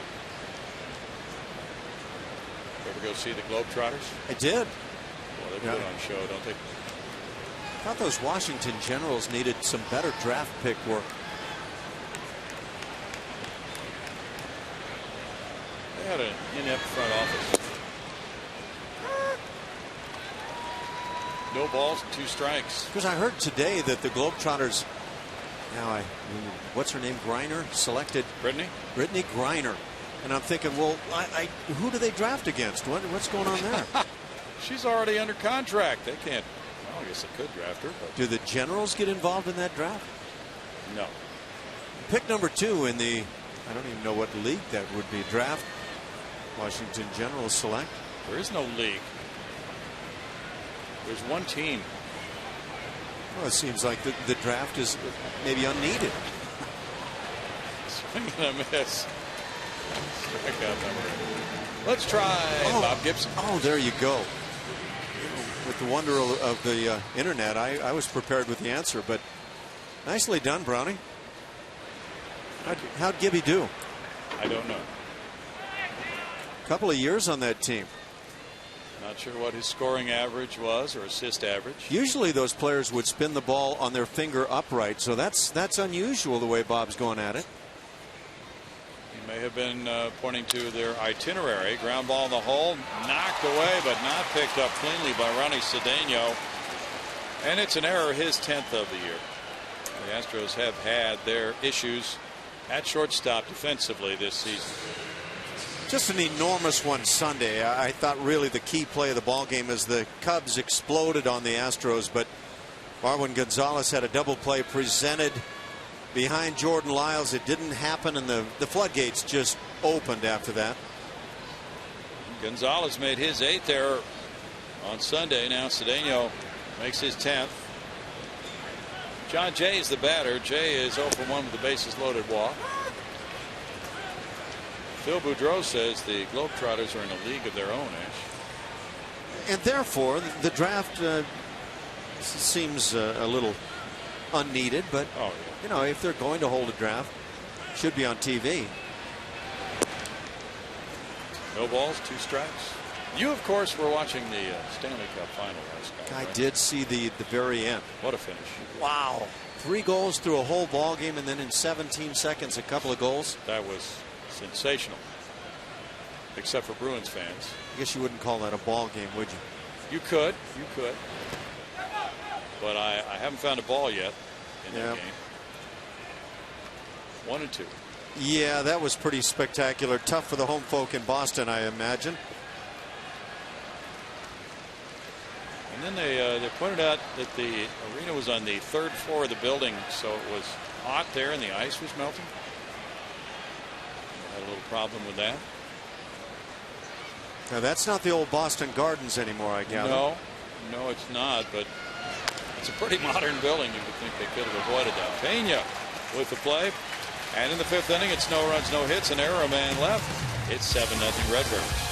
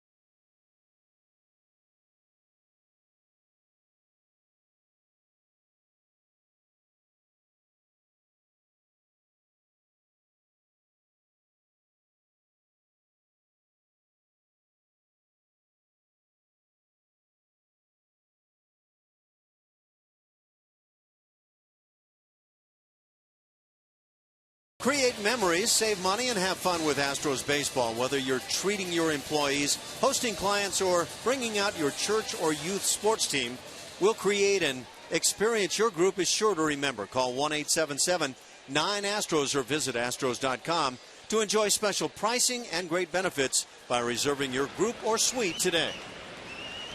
7-0. Jake Westbrook has been handed the big lead. Carlos Pena pumps one on a line to left field, coming over and reaching it with a stabbing play. Alan Craig.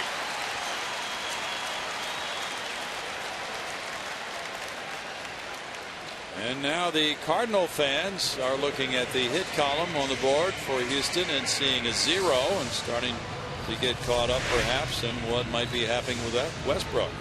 Yeah, should the Cardinals pitching staff be able to maintain this no-no bid, this play will be looked at many a time.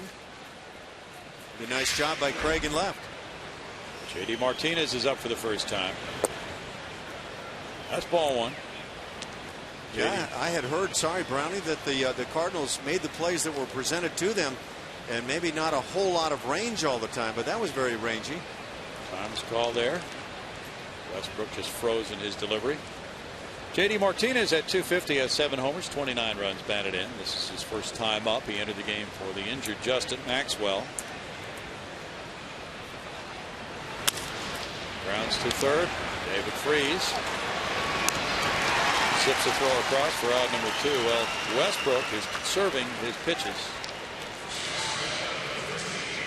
54 pitches for Westbrook through 4 2/3. There's the breakdown.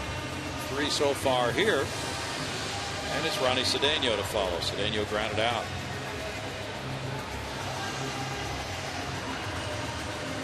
Earlier this season, as the Astros faced Yu Darvish, he was perfect through 8 2/3.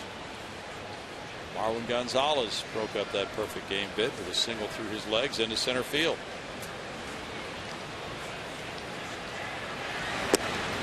That's strike 1. Starlin Castro is getting a night off for the Chicago Cubs.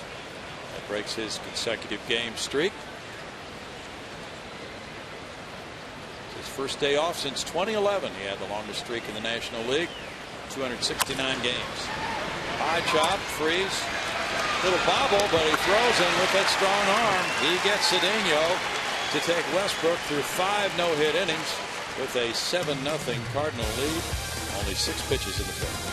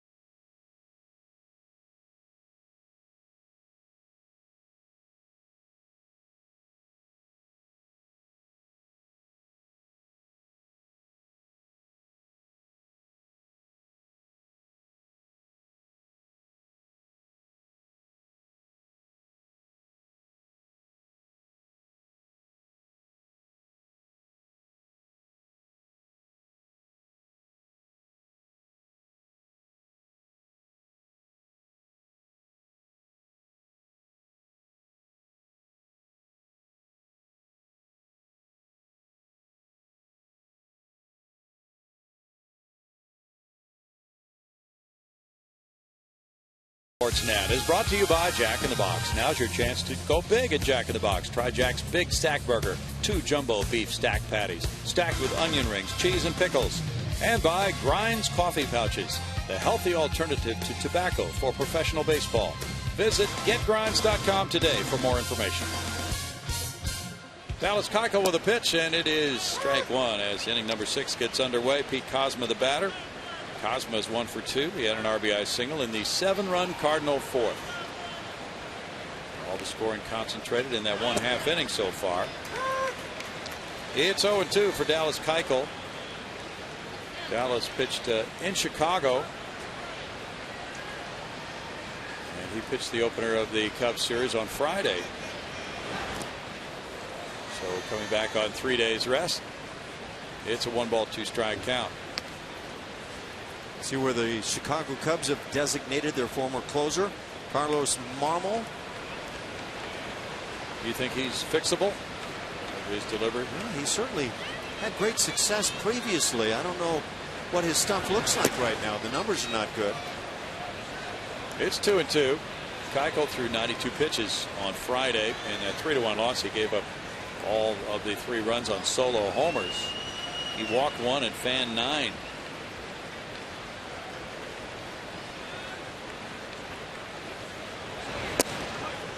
That's in for a strikeout looking. Yeah, these Cards will look at some close pitches, won't they? They're taking a bunch. That's the 9th strikeout.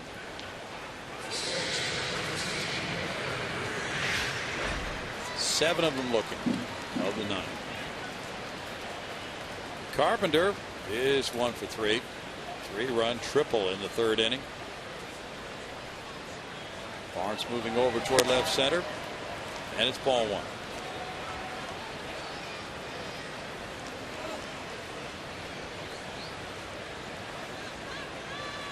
First of a 9-game homestand for the Astros. It's 1-1. This series wraps up tomorrow night at 7:10 with Eric Bedard facing Lance Lynn. Then Thursday an off day. The Angels come in over the weekend. Then Tampa Bay's here for 4. 1-2. We get to see Will Myers. Will the Thrill has broken in quite nicely. Went yard last night. Yeah. He's hit a couple already. That's a 4-game series, July 1st through the 4th, and then the Astros go on the road to Texas, St. Louis, and Tampa Bay. And that will take them up to the All-Star game.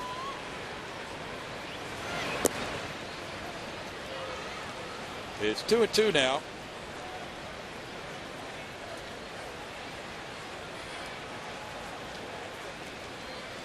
Boston Red Sox have sent Will Middlebrooks to the minor leagues. Really? Yep. Who's going to play third? Iglesias, I believe. Okay. Not Julio, but Jose. That's 10 strikeouts. Julia? Hey, Brownie. I've got our progressive fan of the game with me, and it's 8-year-old Lane. Here you go, Lane. Hold this. Now I want you to tell me who your favorite Astro is. Jason Castro. That's a good one. Okay, you got your glove. Show us your glove. Why'd you bring the glove? Because I wanted to catch a foul ball. Of course. Okay, well, I hope you get one, and congratulations, Brownie. Thanks, Julia. Happy little kid. Yadier Molina takes ball 1. Molina drove in a run in the 4th inning with that single. He's 1 for 3. Iglesias is hitting 400 or better for the Red Sox. You were talking about him being the new third baseman. It'll get you started any position you desire. Yeah, remember back, Middlebrooks, one of the first few games of the year, had 3 home runs in one game. That's hit to right field. J.D. Martinez running back toward the gap. That bangs off the bullpen wall. Brandon Barnes picks it up. It's a double for Molina. His 26th 2-base hit. He continues to crank out the extra base hits this year. Harrell got him early on the hands. Since then, a couple of pitches out over the plate, and he's picked up a couple more hits here tonight, 2 for 4. This is just down and away. See how the head and right shoulder stay down through the baseball? It gives you a great chance to hit it to right field and back up the middle. Hit number 8 for the Redbirds. 2 from Molina. Now Carlos Beltran. He has a double in 3 trips. And he hits this one to left field. Carter turns around to watch it. That's in the seats. A 2-run homer for Carlos Beltran. That's his 18th long ball of the year. 48 runs batted in for the former Astro. 9-0 Redbirds. Now there appears to be one piece of drama left here this evening. Carlos Beltran, excellent from either side of the plate. He is aging, but it's not showing on his game. 9 runs on 9 hits for the Redbirds. No runs on no hits and 1 error for the Astros. Alan Craig's the batter. He has 2 hits and an RBI.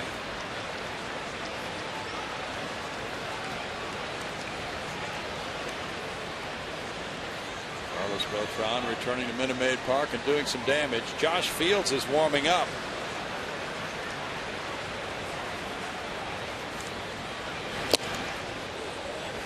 And strike 1 for Keuchel. Earlier this season when Dallas was working out of the bullpen, he had some very good outings. Had a 3-inning scoreless stint in Oakland April 16th. He lost a game here against Detroit, but that game went 14 innings. He went 4 1/3 in relief. That one gets through the left side. A hit by Craig, and Craig's 3 for 4.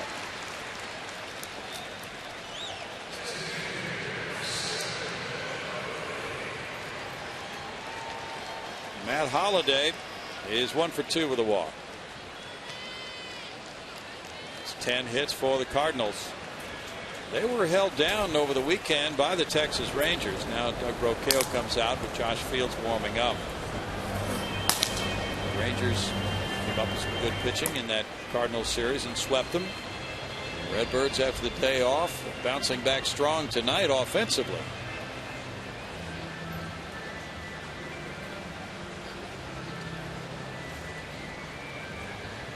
It's hard to focus on a conversation at the Hill like this. The score's 9-0. You're getting raked around a little bit, and things are obviously not going the way of your club.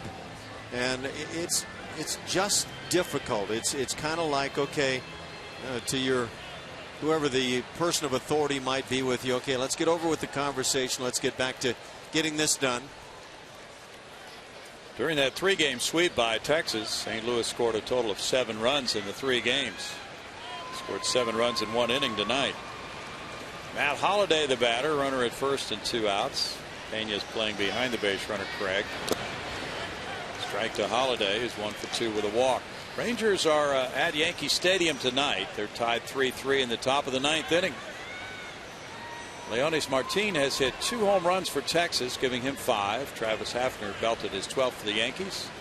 Jason Nix number 2. Brett Gardner number 7 for them.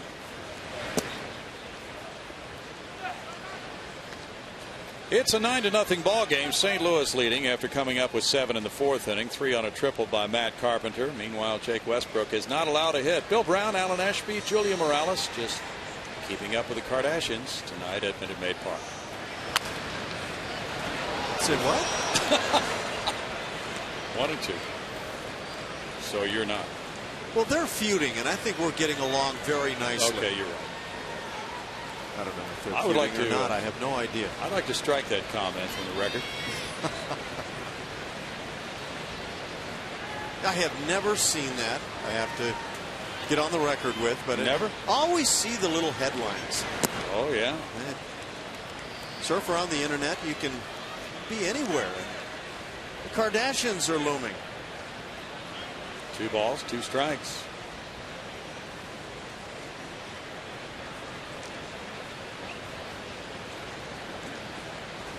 Was that the beginning of reality shows or somewhere in the middle? I'm not sure. Struck him out. And that is strikeout number 11. It's 2 runs on 3 hits and a man left. And in the middle of the 6th inning, 9-0 Cardinals.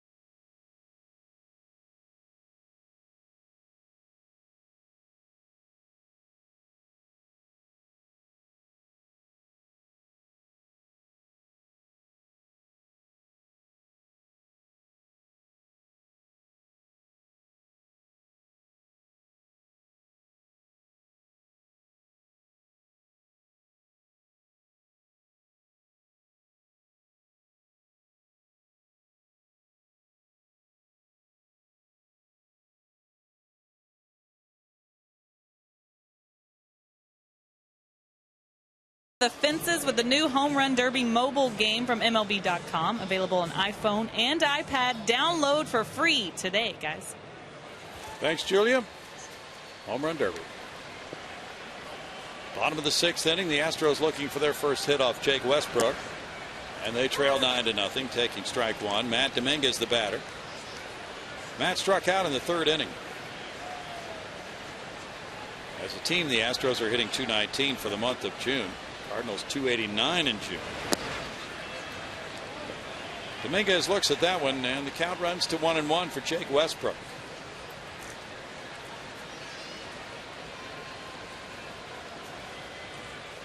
Nationals lead the Diamondbacks 7-4. They're in the top of the ninth at Washington. Domingo takes, and it's 2-1 to Matt. Nationals are trying to climb back to 500. And they have Rafael Soriano in to try to close it out. That's a drive to left field. That's the first hit, and that is high up on the right tower. A home run for Matt Dominguez, number 11. The Astros are on the board with instant offense from the club RBI leader with his 43rd for Matt Dominguez, 9-1. I remember when Jeff Bagwell first hit the scene, and he told some guys, every once in a while I'm going to hit one that you'll be rather impressed with. Well, that's the same story here with Matt Dominguez. This was impressive. Up there, I don't know if that gets on the tracks. It looked like it had a shot. He's got some legitimate pop. He's not just squeaking some balls over the backside of the wall. That's his 9th home run in this ballpark this year. Now Brandon Barnes takes a strike. Before tonight, he was a .310 hitter at Minute Maid. 8 homers, 28 runs batted in for Matt. So a big portion of his production has come at Minute Maid. 1-1 to Barnes. And then grounded out his first time up. Kind of easy to say, well, of course, with that short porch in left field. But for Chris Carter, it's gone the other way. Yeah, you're right. 2-1. Certainly not automatic.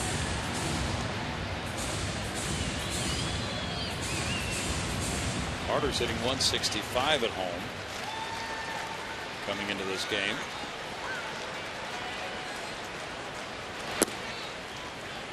That's taken for ball 3 by Brandon Barnes. Brandon's trying to snap an 0 for 14.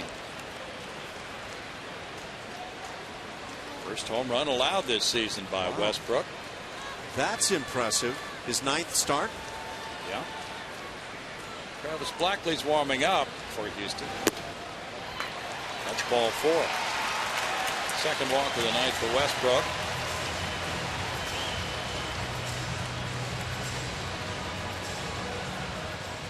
Westbrook is right up there with being stingy on homers.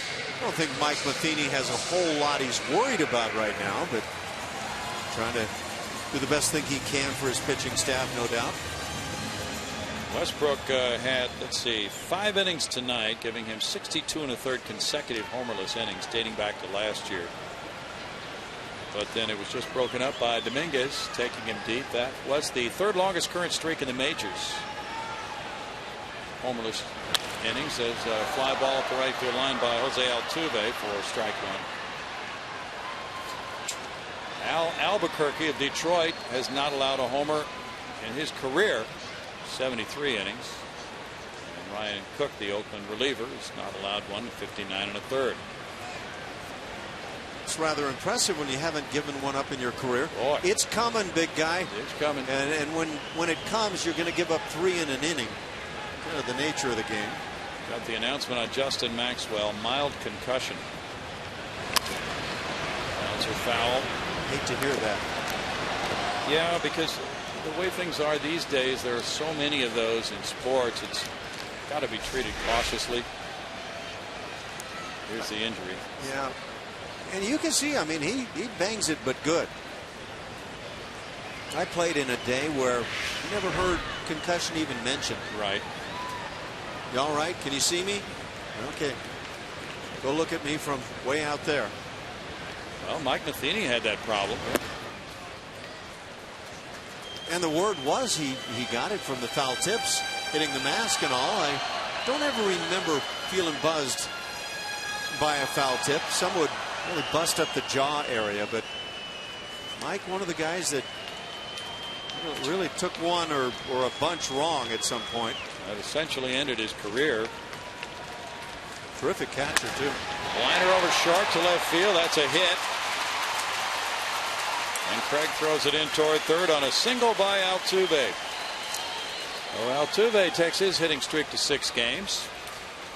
A little more on Mike Matheny, the best fundamental catcher I ever watched, ever, on breaking balls in the dirt. He was just perfection. Altuve, very nice as he waits on the breaking ball. That's his 88th hit, Ash. Well, he's just so steady. He's had his little patches where he's had some problems, but you hear some people talking about, well, he's having a struggle this year. He's just hanging right around 300. Red Wallace is 0 for 2 tonight. Out to left center field, a long run for John Jay. That'll break the string. Wallace gets an extra base hit. Driving in Barnes, and now Altuve comes to the plate, and Wallace to third. He's safe. He snaps an 0 for 24 with a resounding drive to left center, driving in 2. And 9-3 now. A triple for Wallace. For Brett Wallace, this is just great stuff. Second ball he's hit sharply tonight. You know, you wonder, yeah, you were killing it at the minor league level, but let's see what you can do here. Well, 2 very good at bats already, and takes advantage on this one. Really nice to see. That bat could be valuable at the big league level. He hits the ball away very hard. Altuve scoring the second run on that 2-run triple by Wallace, giving him his first runs batted in of the season, and he's got to be so relieved. He came back to the ball club today with that 0 for 22 when he got sent down. And struck out 17 times in 24 at bats. Tonight 1 for 3. Hasn't struck out. He really powered that one. Don't think I've ever seen a guy in as large a funk as he was in early on this year. Third major league triple for Brett Wallace. He's aboard for Jason Castro, who's grounded out twice. Nobody out in the inning. There's Carter on deck.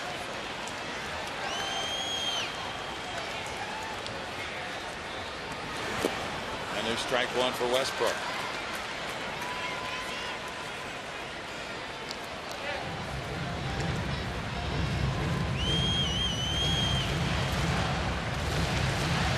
Lance Lynn goes tomorrow night.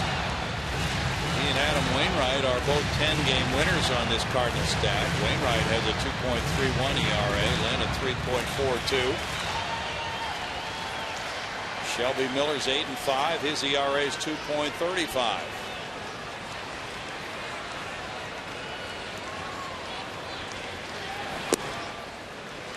Strike, and it's 0-2. Jaime Garcia is out for the season. He had shoulder surgery. He was 5-2 with a 3.58 before he went down. They have just really been solid on the mound.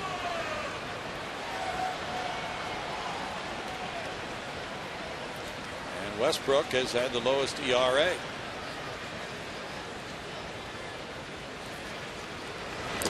Castro looks at it. It's 1-2.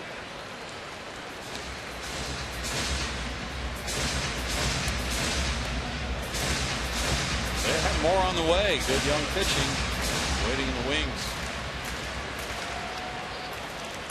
And they have a dynamic young outfielder, Oscar Taveras, in the minor leagues.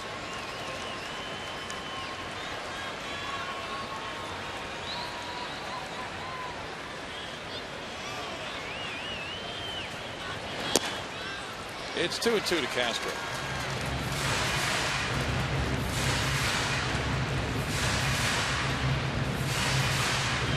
Adam LaRoche hit his 11th home run tonight for Washington. The Nationals trying to close out Arizona. It's 7-5 Washington.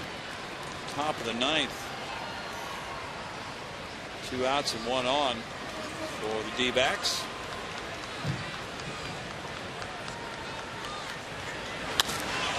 Fly ball. Craig back into left field corner for the catch. Here's the tag at third. Wallace waltzes home to make it 9-4. Sac fly for Castro. RBI number 26 for Jason.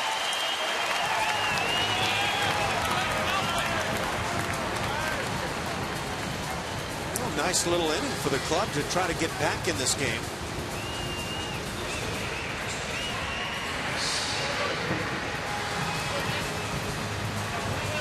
Chris Carter, who's walked and struck out looking, tries to continue.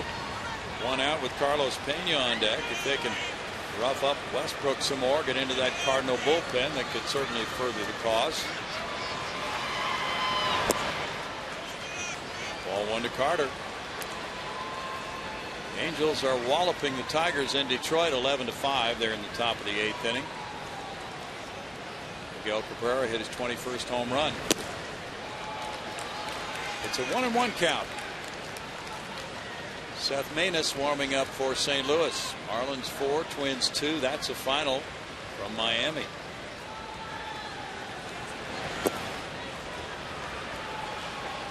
Dietrich hit his 7th for the Marlins. Ramos the winner, Correa the loser. Cishek saved his 13th. 2-1 for Carter now. And it's inside for ball 3. Brewers lead the Cubs 8-3. They're in the bottom of the 6th in Milwaukee. Ricky Weeks hit his 7th. Francisco his 7th as well for the Brewers. Nate Schierholz hit number 11 for the Cubs.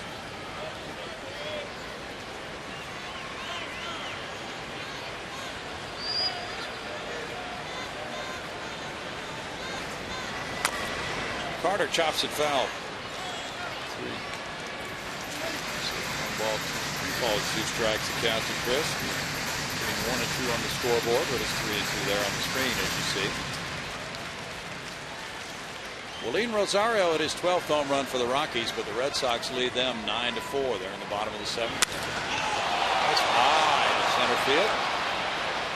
Tron Jay over. The right fielder Carlos Beltran takes it in. 2 down. Carlos Pena will bat. Maness throwing in the bullpen.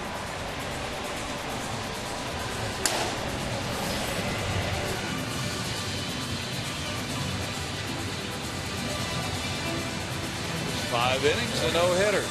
This inning, 3 hits, 4 earned runs, 25 pitches. Minute Maid Park has not been kind to his ERA. 6.63 was his ERA coming into this game. It's a line shot over shortstop. Pena unloads one to left center field. He'll head for second base. John Jay picks it up, and that's a double for Carlos, number 13. The Astros have hit for the cycle in this inning.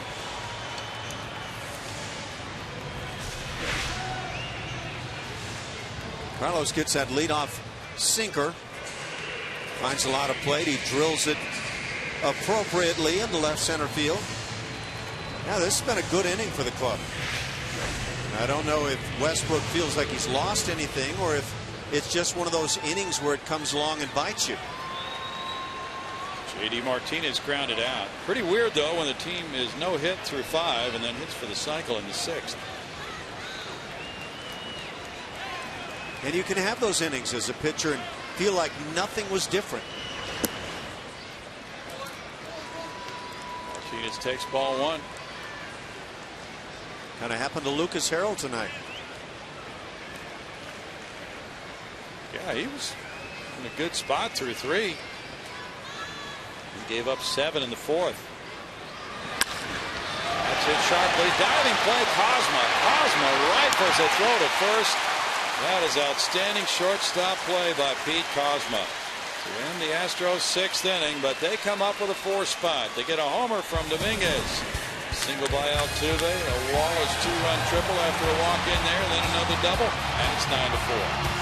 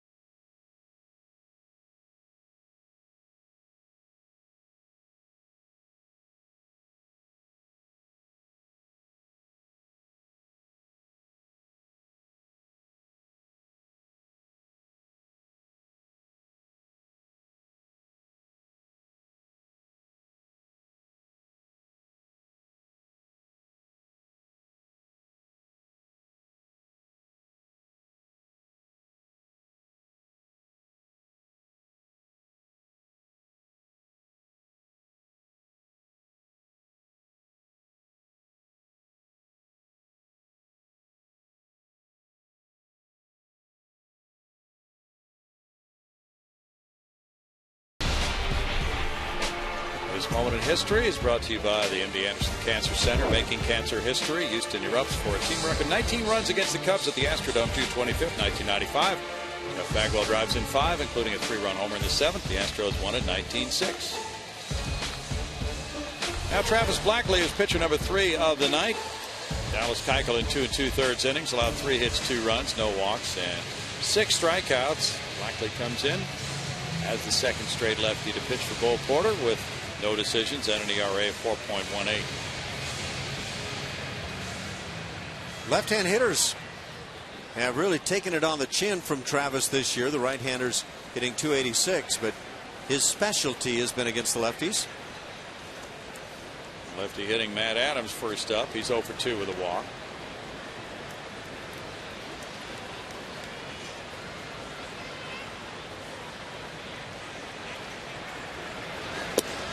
And there's strike 1 for Adams. Giants and Dodgers underway. No score. Bottom of the 1st. What do you think about this movement to put Yasiel Puig on the All-Star team? I think it's a little premature, but wow, what an impact he's had. Every team has to have an All-Star. I don't know who the Dodgers. Well, I do know who the Dodgers All-Star is. Bouncer and Altuve cannot get there. That's a single for Adams. Dodgers have a pretty good left-handed starting pitcher. Oh, got him Kershaw? Yeah, he might make it. Julia?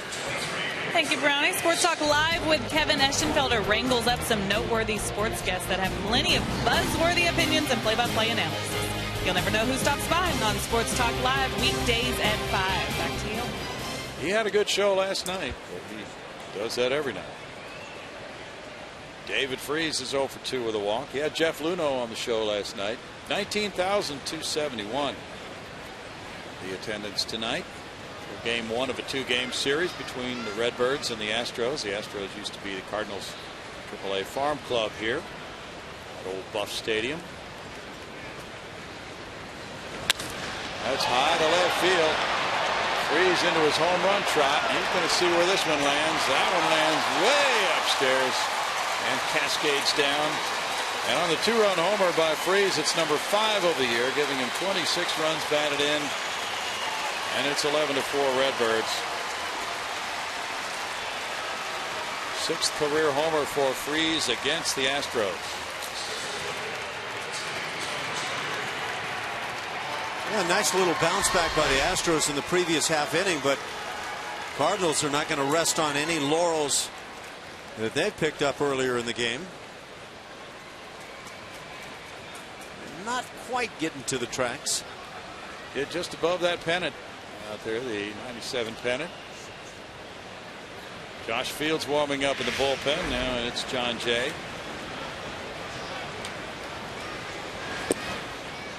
That's strike 1. I agree with you. I think it's premature to put Yasiel Puig on the All-Star team. But what about the home run derby? They could involve him in that. Yeah, now that's a thought. Maybe he can slice one inside the right field pole like last night. Oh, he's amazing. Yeah. He's done some things in his brief 20 games or so that nobody's ever done in baseball in their first 20 games. There's been a phenomenon, no doubt about it. I think he needs to bring Vin Scully with him wherever he goes for the All-Star appearance. That would help anybody. Ground ball first. Pena. He'll take it. 1 out. If they can tear Vinny away from his Twitter account. That still amazes me, but good for him. Well, you have joined the Legions tweet, right? You know what? I'm trying to get. I really need to. I apologize that I haven't dived in head first, but I'm going to start following your act. You've been pretty strong. You'd be very bored if you did that. No, I don't think so. But Julia is prolific. Is she? And yeah, all the other on-air people at Comcast Sportsnet. Oh, so you're saying I'm a slacker? That's what you're saying? Sort of. Yeah. Okay. That's good analysis on your part. That's that buzzworthy analysis they have on Kevin's show. Yeah. The hard hitting. Strike to Cosma. Cosma 1 for 3. with an RBI. Now, last night, Kevin had Jeff Luhnow on the phone. He had some local sports talk experts as well, but Jeff was explaining the Astros personnel moves. So that was one of the first opportunities anybody had to hear the thinking behind those moves, even though we didn't know the other two moves that came today at that point. No balls, 2 strikes. And, you know, people probably don't fully appreciate, because we don't either, Ash, all the intricacies in the movements within the farm system. Just the mechanics of it. Okay, well, we set up a third baseman, first baseman, DH type guy, and a shortstop, second baseman type guy. We've got to replace him. All right, we're getting Marwin Gonzalez back, so we replace one of them. How do we replace the other one? That kind of thing. Which is why, for me, it can get tricky when you start talking about trades, and you know how you're going to deal with a guy that may have come up from the minor leagues. He gets involved in a trade. How do you fill that position on the minor league level and make sure that you're clicking on all cylinders there with your minor league clubs? Foul ball, and you've got George Springer being elevated now after tonight's AA All-Star game to Oklahoma City. So that could create some shifting among the outfielders. Jake Buchanan is coming up to be in the starting rotation. There are a lot of movements within any given season in the farm system. Good for Jake Buchanan. What a season he's thrown together to this point. And for George Springer, I applaud the move. I think it's time to see what he can do. He's not a 20-year-old kid right now. I think he's in a position where he needs to move up. Fouled straight back. You know, we were starting to get into it earlier, but usually the third out happens, so that ends the conversation. But, you know, Springer's been in what's termed a prospect league, the Texas League, so there would normally be considered harder throwers in the Texas League than there would, we'll say, in the Pacific Coast League. But now he probably will be facing more off-speed stuff, breaking stuff, so this could kind of complete the puzzle if he can prove that he can hit that type of pitching. But generally, a major league organization wants to see a guy stay at AA long enough to assure them that he has mastered that level of competition, which in many cases against certain pitchers could be tougher than the AAA level. Like Yasiel Puig? Yeah. Make sure you stay there long enough, kid. Well, apparently he did. Apparently so. When the need arose, he was ready. And then that's what I've seen happen through the years, and why a lot of times I think you just don't know what you get when you bring a kid up. He may succeed, he may not. But I don't know that I'm a believer at all that if you bring him up too early, whatever that is, that it ruins a career. 3-2 now to Pete Kozma. Some guys have that ability to rise to the occasion. Yasiel Puig certainly is that guy right now for the Dodgers. The way he hits the ball the other way, as you said, he's hitting these line drive homers to right field. He's a right-handed hitter. He's making diving catches. He's throwing out runners at first base. Well, he's a dominant force. Swing and a miss. He struck him out for round number 2. That's 12 strikeouts for the Astros pitching staff tonight. But that's 3 weeks. That's 3 great weeks, but it's 3 weeks. Yeah, and that's a good point. And I think it's one that we could all have slap us in the face come the final month or so of the season. We'll see how Yasiel Puig does. But if he does hit the skids, and he will to some extent, he's not going to keep hitting 450, whatever it is he's hitting. I think the experience is the great one. The best place to learn is at this level, if you can actually compete at this level. Carpenter looks at ball 1.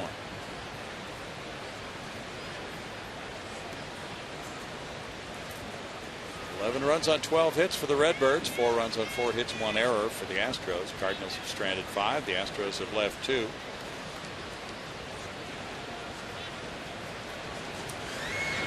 Carpenter takes it upstairs for a 2-ball, no strike count. In the Cardinals' first 50 games, they were 33-17. That matched their best 50-game start since the end of World War II. They also started 33-17 in 05. Mike Matheny's club kind of rankled by the 3 straight losses over the weekend to Texas, and really firing it up with the bats in the 7-run 4th inning tonight. That's the second 3-game losing streak for the Cards this year. And Evans, when you look at teams that make the postseason, you'll find among them some 5, 6, maybe even 7-game losing streaks along the way. It happens. Well, they also blazed a trail that hadn't been blazed for a while with their ERA in the first 50 games for their starting pitchers. Strike call makes it 3-2. Their starters in their first 50 games had a 2.64 ERA. The last team to do that in the first 50 games of the season was the 1942 Dodgers. Lower the mounds, I say.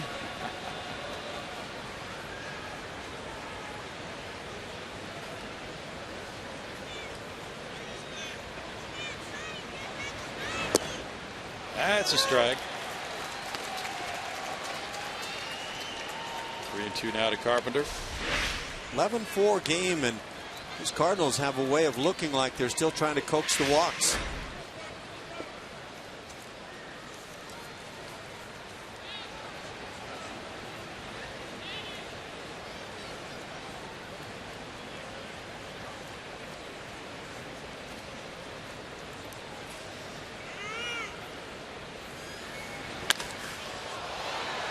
Barnes comes in left center field. He calls for it and handles it. And it's 2 runs, 2 hits on the homer by Freese. The Redbirds in the 7th inning extend their lead. It's 11-4.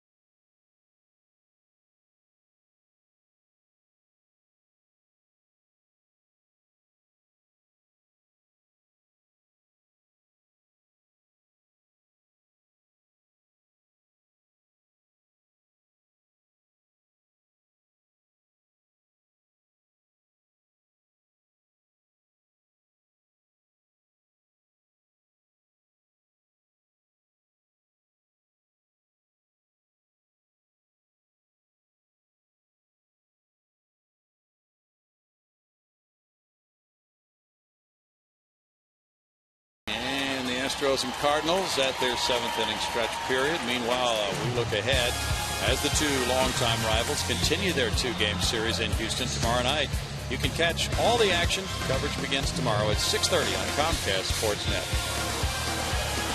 Now let's take a look at tomorrow's pitching matchup, brought to you by Chevron.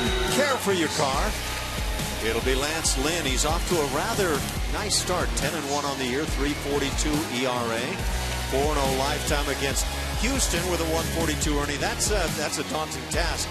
Eric Bedard will take on the task. 2-3, getting an extra day's rest here this time through. Last 4 starts, 2-1, 288 Ernie, and he's pitched very well. Fans enjoying the evening here in air-conditioned comfort. Meanwhile, 24-year-old Seth Maness from Pinehurst, North Carolina, comes in. He has been something out of that Cardinal bullpen to the tune of 4-1, a 3.04 ERA, 4 walks, 12 strikeouts in 23 2/3 innings. Just a dynamic sinker, so the strikeouts will not really necessarily raise a lot of attention, but he is getting it done, and that's strike 1 to Ronnie Cedeno. And it's 0-2 from this 24-year-old player who was the 11th round draft choice in 2011. The Astros hitters will go home and see sinkers in their sleep tonight. You know that. Jake Westbrook in 7 innings allowed 4 hits, 6 innings rather, 4 hits and 4 runs. Got to third, Freese from behind the bag. Strong arm, 1 out. Westbrook had 2 walks. He struck out 3. Speaking of strong arms, how about that throw by Kozma after the diving stop on the J.D. Martinez ball to end the 6th inning? Wow, very impressive. It really was a very fine play by Kozma. Now Matt Dominguez, who is struck out and homered, comes around for the 3rd time.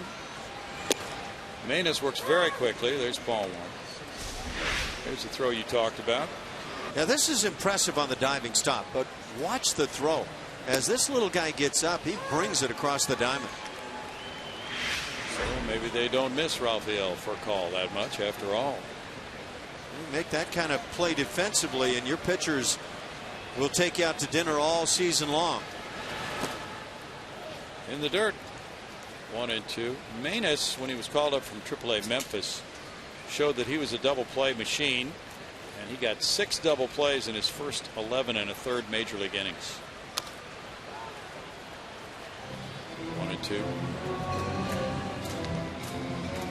Last year he was at Class A Palm Beach and Double-A Springfield. He was a starting pitcher. The Cardinals are not shy about promoting their young players after only a couple of minor league seasons. That's strike 3 call. 2 outs. Yeah, and I guess that's how I feel about things. I think if a player's really good, shows that he's above who he's playing with in the minor leagues, and he gets a shot to come to the big leagues because of need for the club, sometimes those guys will succeed, and I've certainly had some teammates that have done that through earlier years. Now Brandon Barnes, he's grounded out and walked and scored. Well, Charlie Kerfeld moved along pretty quickly once he got to the big leagues with success, didn't he? Certainly did. Second baseman Carpenter over to first. A quick 7th inning gets us on toward the 8th with the score 11-4 St. Louis.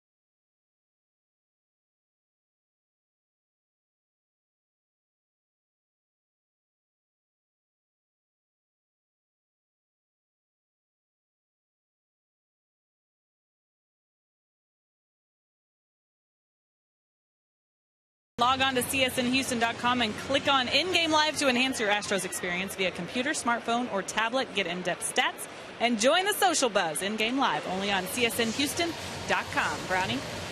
Thanks, Julia.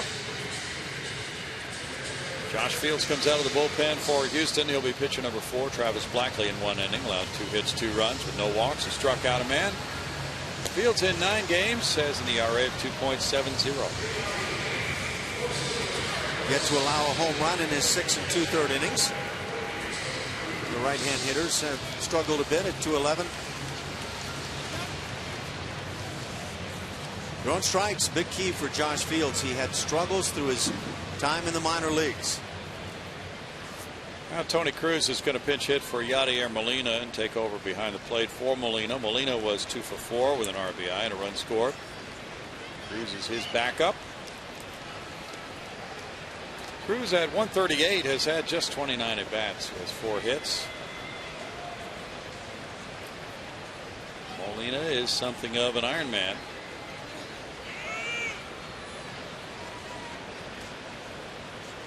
Cruz has started only 6 games. Strike one. Yeah, get used to it with Yadier Molina as the lead catcher.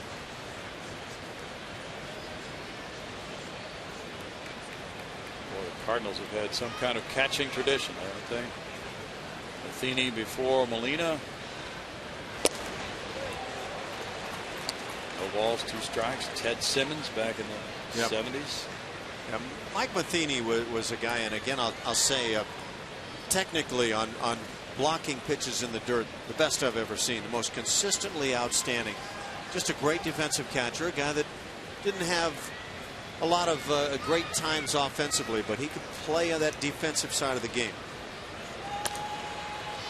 Fouled away by Cruz. Tony is 26 years old. He's from Palm Beach, Florida. Palm Beach Community College.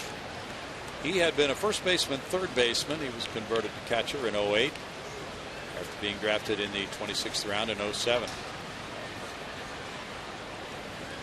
It usually means, boy, this guy's got a good arm. Let's see if we can turn him into a catcher. And St. Louis has had success in drafting and developing homegrown talent.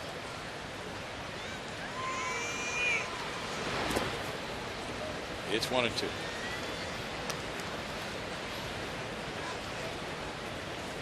Cardinals in a run of games at American League cities. They'll be going on to Oakland and Anaheim on this road trip. Designated hitter is 40 years old. Began in 1973. Sports Illustrated had a very nice spread on the DH. The issue that came out last week. The shot off the glove of Pena, and that slows it down. It's on through into right field. A hard hit ball by Cruz for an opposite field single.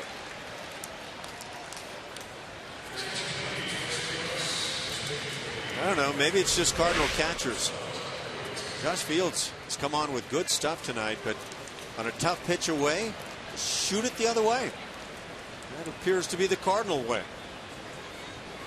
Well, former Astro Ty Wigginton is the pinch hitter for Carlos Beltran. Beltran was 2 for 4. He had a 2-run homer in the 6th inning.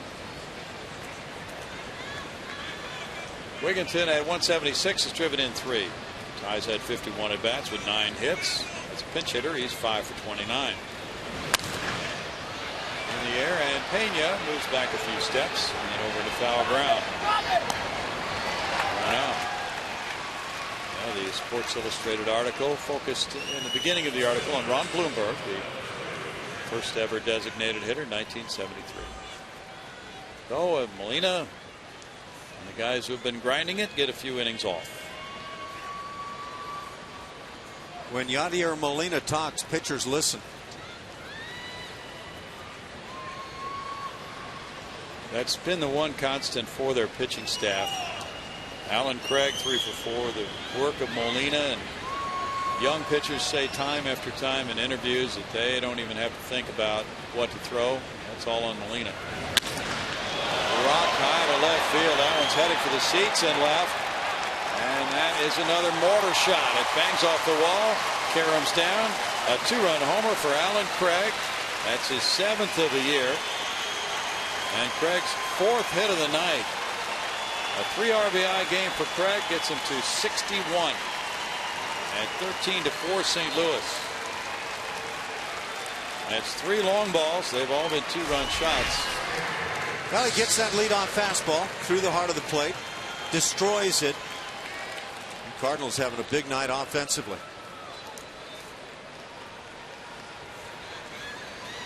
Yeah, I think when you're facing major league hitters, and it's hard to do in a game that's a blowout, but that first pitch cannot just be a gimme fastball. Hitters are too good. Strike to Holiday. That might be a better way to go. The curveball of Fields. Holiday's 1 for 3 with a walk. Well, hitters in games like this one have an opportunity to pad their stats and just to get going. Ground ball out to second. They're not going to let an at bat go if they have an opportunity to get a good quality plate appearance and hit the ball hard, especially guys who've been frustrated maybe from the previous 3-game series and not getting many results. They see this as an opportunity to get things turned around. With this score as it is tonight, some of the guys here in the heart of the order just hacking early. They're trying to do what you're talking about, pad their stats. But it's also been intriguing to watch guys like Pete Cosman look like they're working a walk while the Cardinals are way in front. Yeah. Adams is 1 for 3 with a walk. Strike. Well, just as you talked about Matheny was so disciplined. He would come out to warm up the pitcher between innings and try to block every ball in the dirt. Exactly right. And that's what caught my attention. I had seen that he was good during the games, and I wondered why he was so good. And if he was in between innings, as you say, warming up the pitcher, if he was in the bullpen, he had a routine, and he didn't vary from it. He was just perfect. So then it stands to reason that a hitter who's trying to have that strike zone and keep the integrity of his strike zone rather than trying to reach 6 inches off the plate and whack one in a one-sided game might want to keep that integrity in a one-sided. You make a good point. The thing about it is, for a catcher, and I've said it many times, and I've never seen anybody but Mike Matheny be perfect in this regard. When you call a breaking ball, you know that if this pitch is headed toward the dirt, you're going to drop the knees and block the ball. And a lot of times, and I certainly include myself, you just don't get it done, and I don't know what the reason is, but the logic is there to get it done. Rolled out to second. Altuve on to first. And 2-run score on the 2-run homer by Craig in the middle of the 8th. The Redbirds lead at 13-4.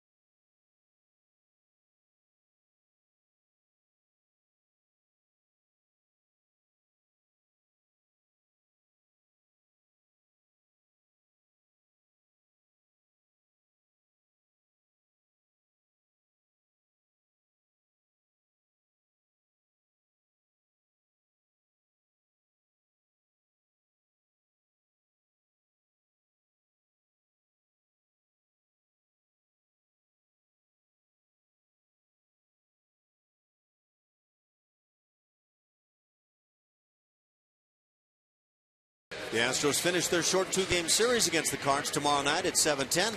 Friday through Sunday, Albert Pujols and the LA Angels of Anaheim come to town, followed by a series with Evan Longoria and the Tampa Bay Rays. Call 1-877-9-ASTROS or visit Astros.com to get your tickets right now.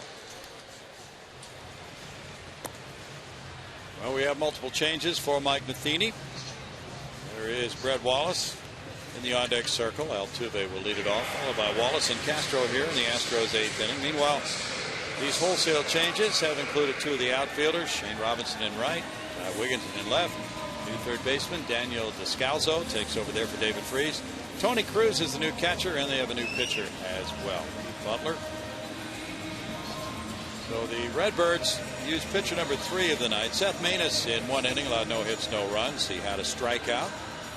Westbrook the starter in 6 innings, allowing 4 hits, 4 runs, walking 2, fanning 3.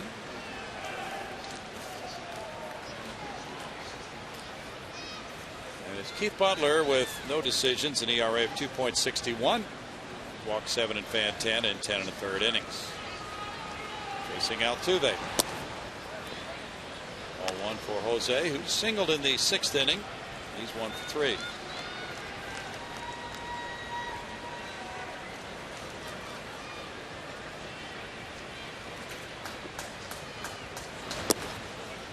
Butler misses there and falls behind him. 2 balls, no strikes. Keith, 24 years old, from Bowling Green, Kentucky. 24th round pick in 09.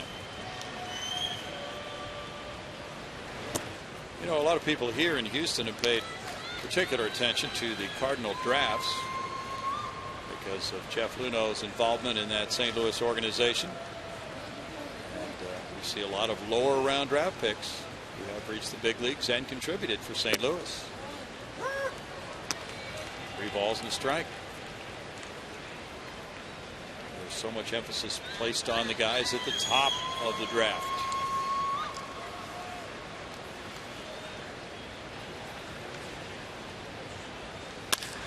Ground ball, and Kozma gets to his right in front of that one. There's the strong arm again. 1 out. Like that arm at shortstop. Yes. Use of the footwork to plant the right foot and utilize the arm rather than trying to throw on the move. And I'm sure he does on occasions, but this is beautiful. That's the way you do it. Footwork sets up good throw, and Kozma does it perfectly. Good looking young shortstop. We have not seen a lot of him. Brett Wallace is the batter. He ripped that 2-run triple in the 6th inning and scored. There's a strike to Wallace. Julie was talking about some adjustments he has made with his hands on the bat while he's been doing well at AAA Oklahoma City. I talked with Brett about that during batting practice, and he said he had kind of gotten back to where he used to be, a little higher hand position, and what he felt like that did was got him in a nicer rhythm. And he said it's really been about the rhythm, just finding that again.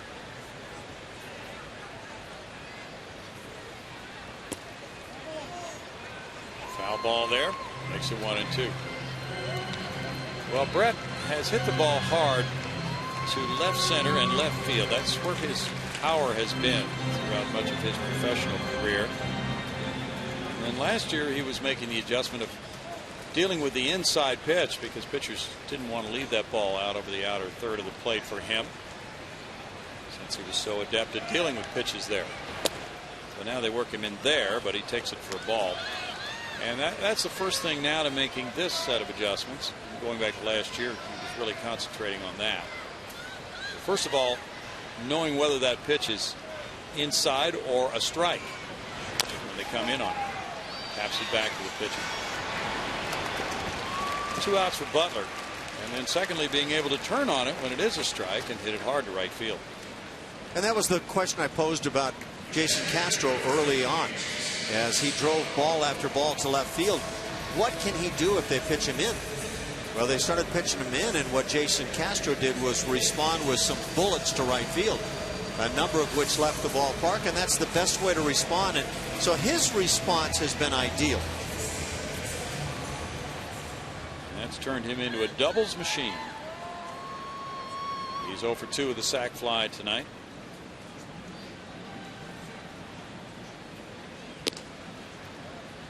Ball 1 to Castro.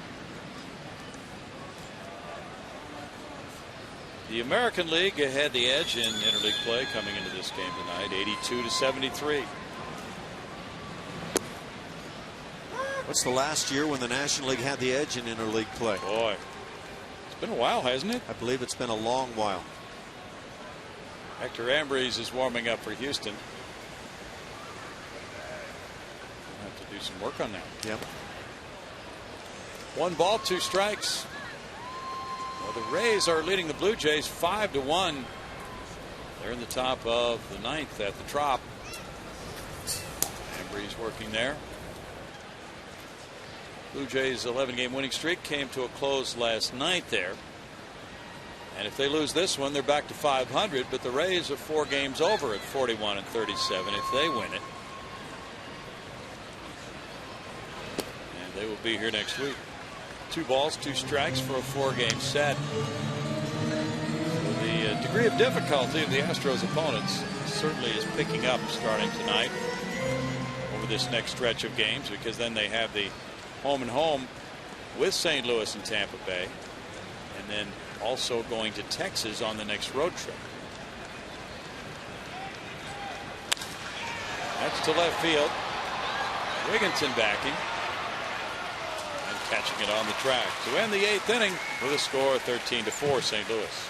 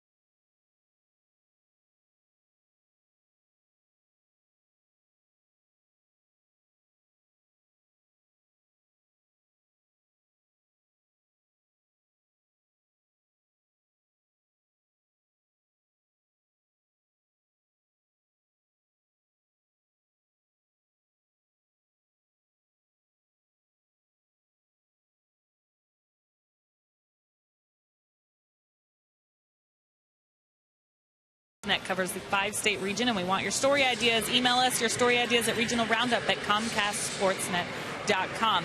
It is the Texas League All-Star Game tonight, and George Springer expected to be with the AAA club this week, but check out what he did. This is how you go out.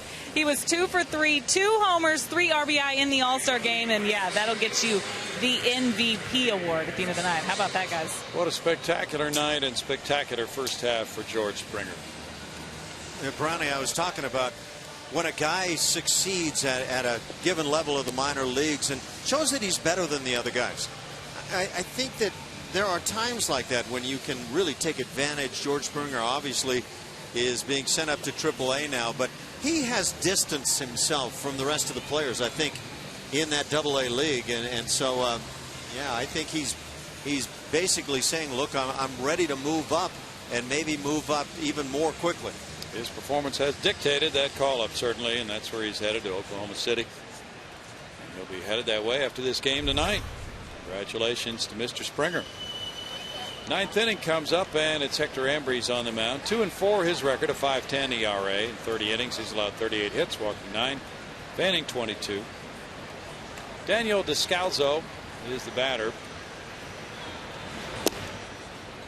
He looks at strike one. It's his first time to the plate in this ball game. Descalzo has had a .277 average for 130 at bats. That includes 3 homers, 22 runs batted in. By the way, Brownie, to the question about last time the National League won a matchup of interleague play, 2003. Boy, bounce behind first. That's a foul ball. Now, to be fair, 2004 was dominated by the American League. One more win than the National League, but that is the fact. Since 2004, it's been all the American League. That's a long run. Astros post-game live coming up, presented by MD Anderson. Marius Payton, Eric Young. I wonder if EY can get fired up about this game. He gets fired up about anything.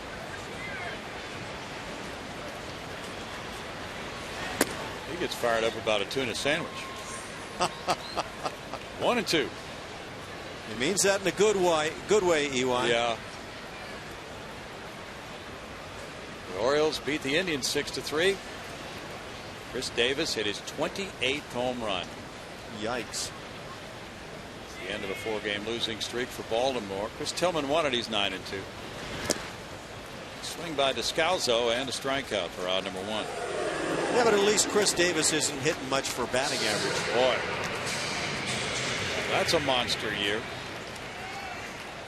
Jim Johnson got his 27th save. Justin Masterson, the loser for the Tribe.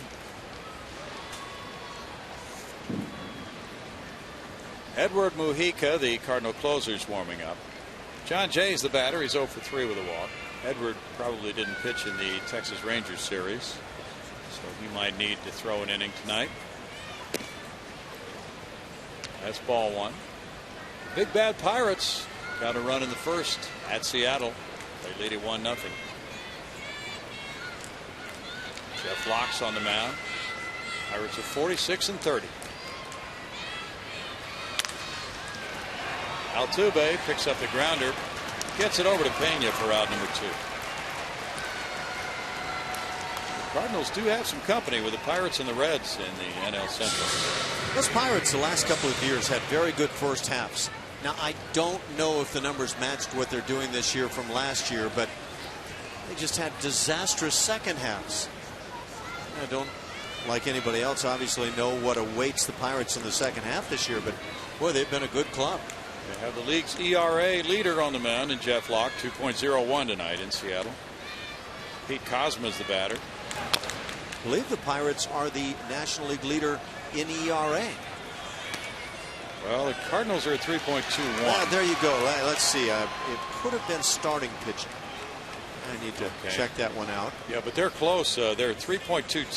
They're 0.01 behind St. Louis. Atlanta tied with St. Louis, 3.21 overall ERA coming into this game tonight. That's where the best teams usually reside, near that ERA lead. No balls and 2 strikes. Reds and Athletics are playing in Oakland. They're scoreless in the top of the second inning. Tommy Malone is going for Oakland in that game. Yeah, Brownie, it was neither the overall or the starters for the Pirates. They're close, but not quite the Cards. Well, close is enough to make your point. That bullpen's been dynamic too. Well, they just have a shutdown bullpen. Jason Grilli has 26 saves, and that is the leader by 5 in the National League. 1-2 the count. Braves lead at Kansas City in the bottom of the 7th. It's 4-3. Jason Hayward hit his 6th. Chris Medlin on the mound, pitching well. Rolled up the middle, off the mound, and on through into center field for a 2-out single by Kozma. Kozma's second hit. 15 St. Louis hits.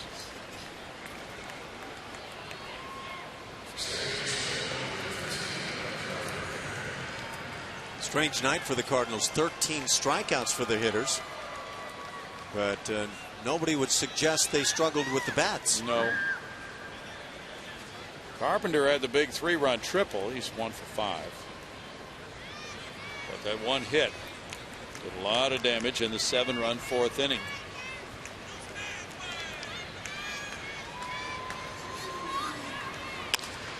This one slicing into the seats for strike 1. White Sox 4, Mets 3 at Chicago, bottom of the 7th inning. Phillies and Padres are scoreless in the first at San Diego. Charlie Manuel exploded at a reporter at a news conference recently. Well, that was out of character. Well, there are stories suggesting that Ryne Sandberg is in place to succeed him whenever the time is. He's the third base coach now in Philadelphia. It's a strike for Carpenter, and it's 0-2. I wonder if that makes for tense times on the staff. It might. You know, the recent tone of the stories is that Manuel probably will last the season, and then he might feel some pressure to step aside, or the Phillies could make a move on their own and install Sandberg. That bounces, and it's 1-2. Yeah, the question is, and always is it a managerial issue or is it a perceptual issue?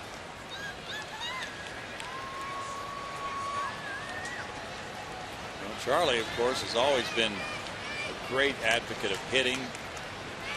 Presided over a lot of the tremendous hitters in the game in his time as hitting coach and manager. Dominic Brown hit his 20th tonight for the Phillies.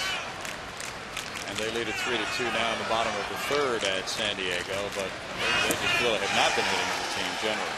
Struck him out, and Ambrose gets number 2 to send this game to the bottom of the 9th inning with the Cardinals way out in front.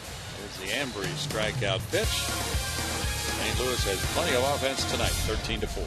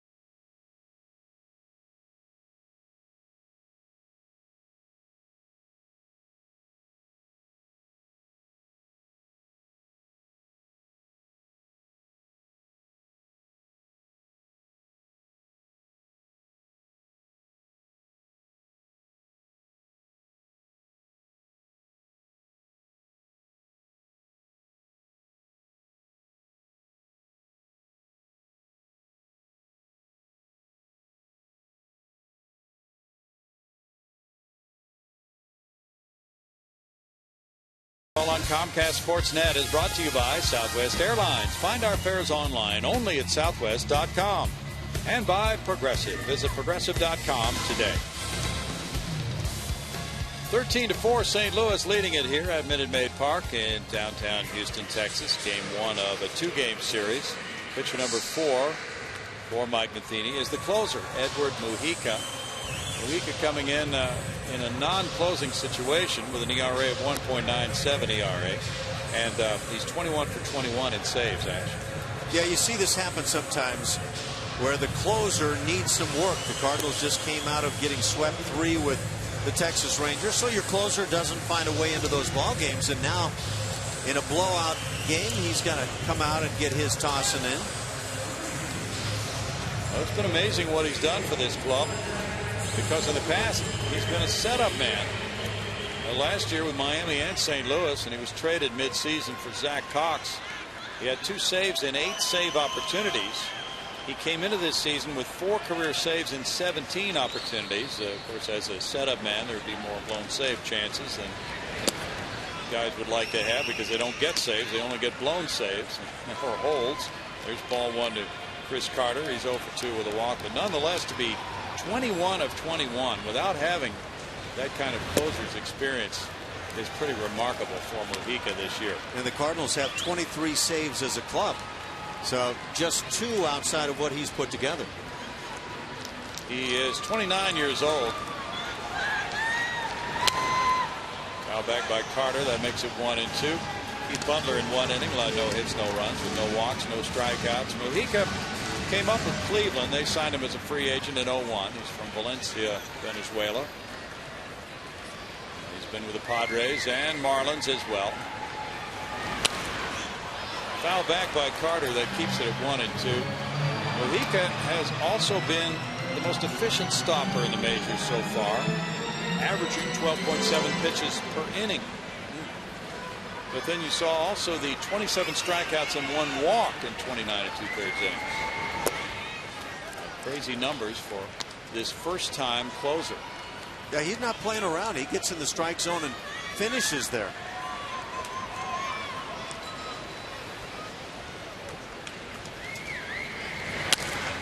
Carter fouls it back.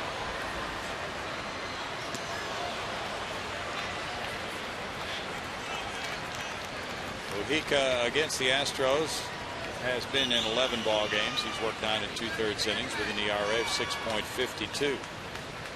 Have you ever heard of a guy that is pitching a lot that has a whip of .65? No. That's a strike for strike 3 on Carter.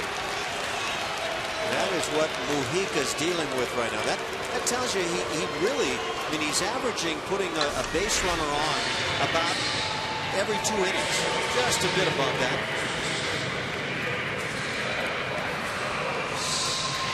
That is an absolutely crazy number.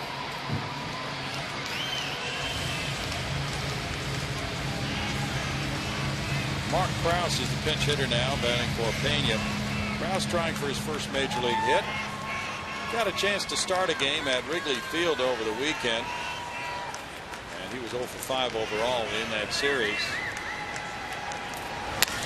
Mark hits one up the right field line, and that's his first major league hit. It's into the corner. He heads for second base. First major league hit for Krause is a double.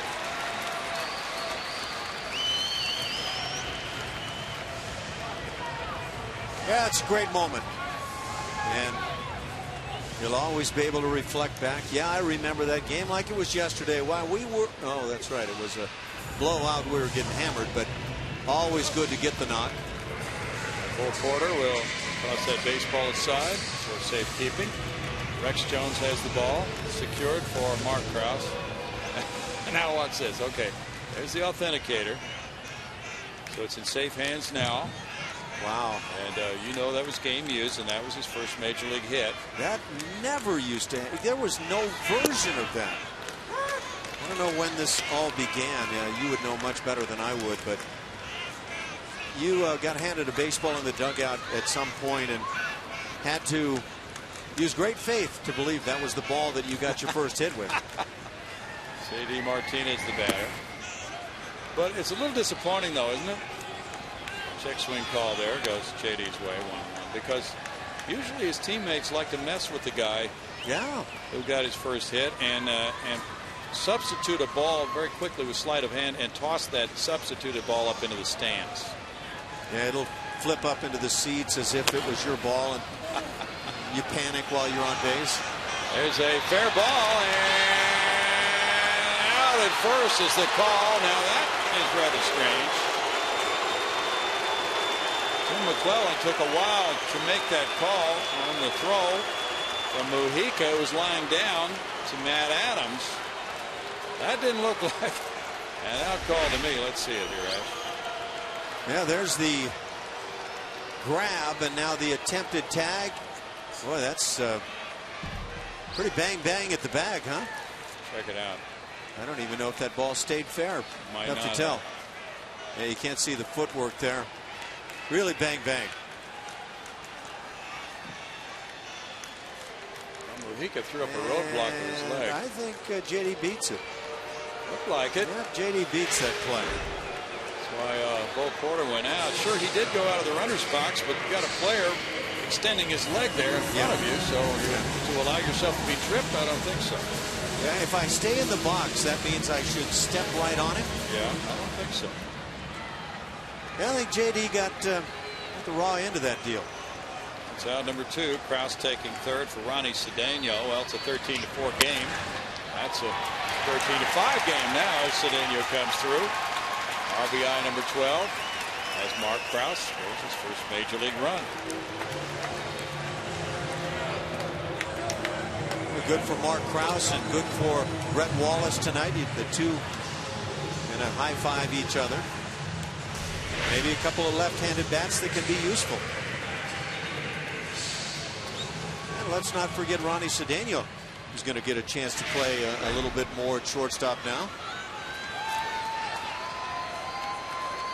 That's 6 hits for the Astros, 5 runs. Matt Dominguez has a homer, and there's ball 1 to him. Homered a couple of strikeouts for Matt tonight.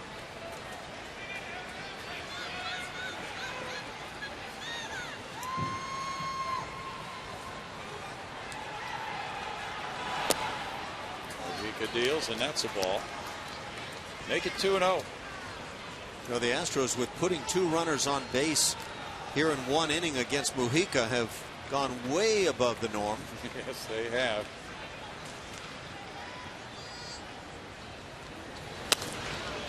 Pop back and out of play for a 2-ball, 1-strike count. Mujica coming into this season as a major leaguer I pitched 374 innings, walking only 63.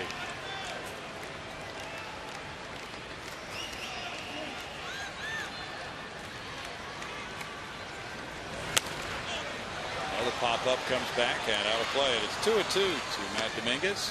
Brandon Barnes on deck. The Astros were 5-2 on their last homestand. Cardinals serving notice here as they are about to snap their 3-game losing streak, it would appear. Competition level has gone up a few notches.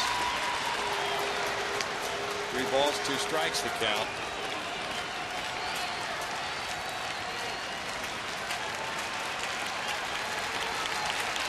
Jake Westbrook in line for win number 4 of the year. Daniel goes and it's ball 4. Dominguez takes a walk. His 10th of the year. 3rd walk for Cardinal pitching tonight. And Mike Matheny's coming out. He doesn't want to leave Mojica in this game too long to overextend him for a possible appearance tomorrow night. Michael Blazek warming up in the bullpen. 18 pitches, and that'll be it for Mojica tonight. It'll be the youngster Blazek coming in with the score 13-5 St. Louis. Back in a moment.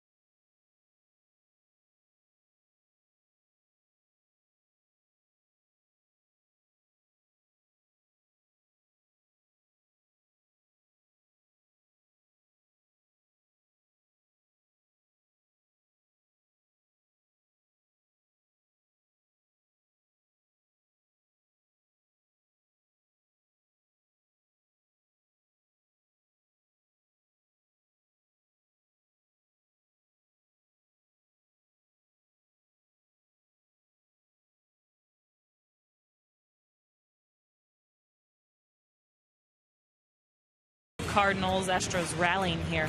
Astros, Rockets, Dynamo, and more. We have all your sports news covered. Check out Sportsnet Central 7 days a week at 6:10 and midnight on Comcast Sportsnet, your home of your home teams. Browning. Thanks, Julia. 13-5 ball game here. Bottom of the 9th inning. Second major league appearance coming up for Michael Blazek. He's 24 years old from Las Vegas. 35th round draft choice in 07 by the Redbirds in the minors. 31 1/3 innings with those numbers. Second game of the Cardinals coming up.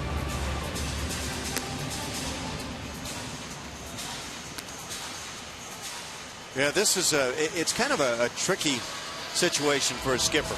You don't want your closer throwing just a ton of pitches in an outing where you're just trying to get him a little bit of work so you can be ready for upcoming games where you need him in the 9th inning. And yet that closer has a chance, as he leaves a couple of runners on base, to have the next guy come on and just mess up what has gone on statistically.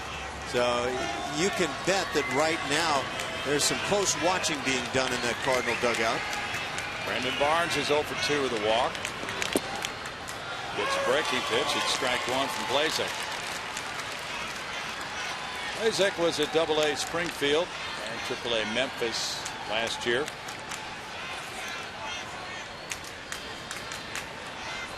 Cardinals have remade their bullpen this season. It's no balls, 2 strikes.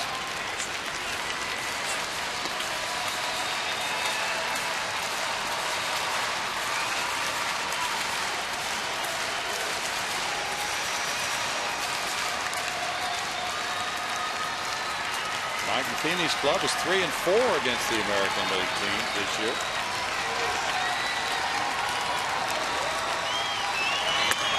Ground ball wide of third. Ford scouts that foul. Redbirds have set a very nice pace in the NL Central, where they're 20-10. They've cleaned up on Milwaukee, going 8-2 against the Brewers, and they've won 6 of 9 from the Reds.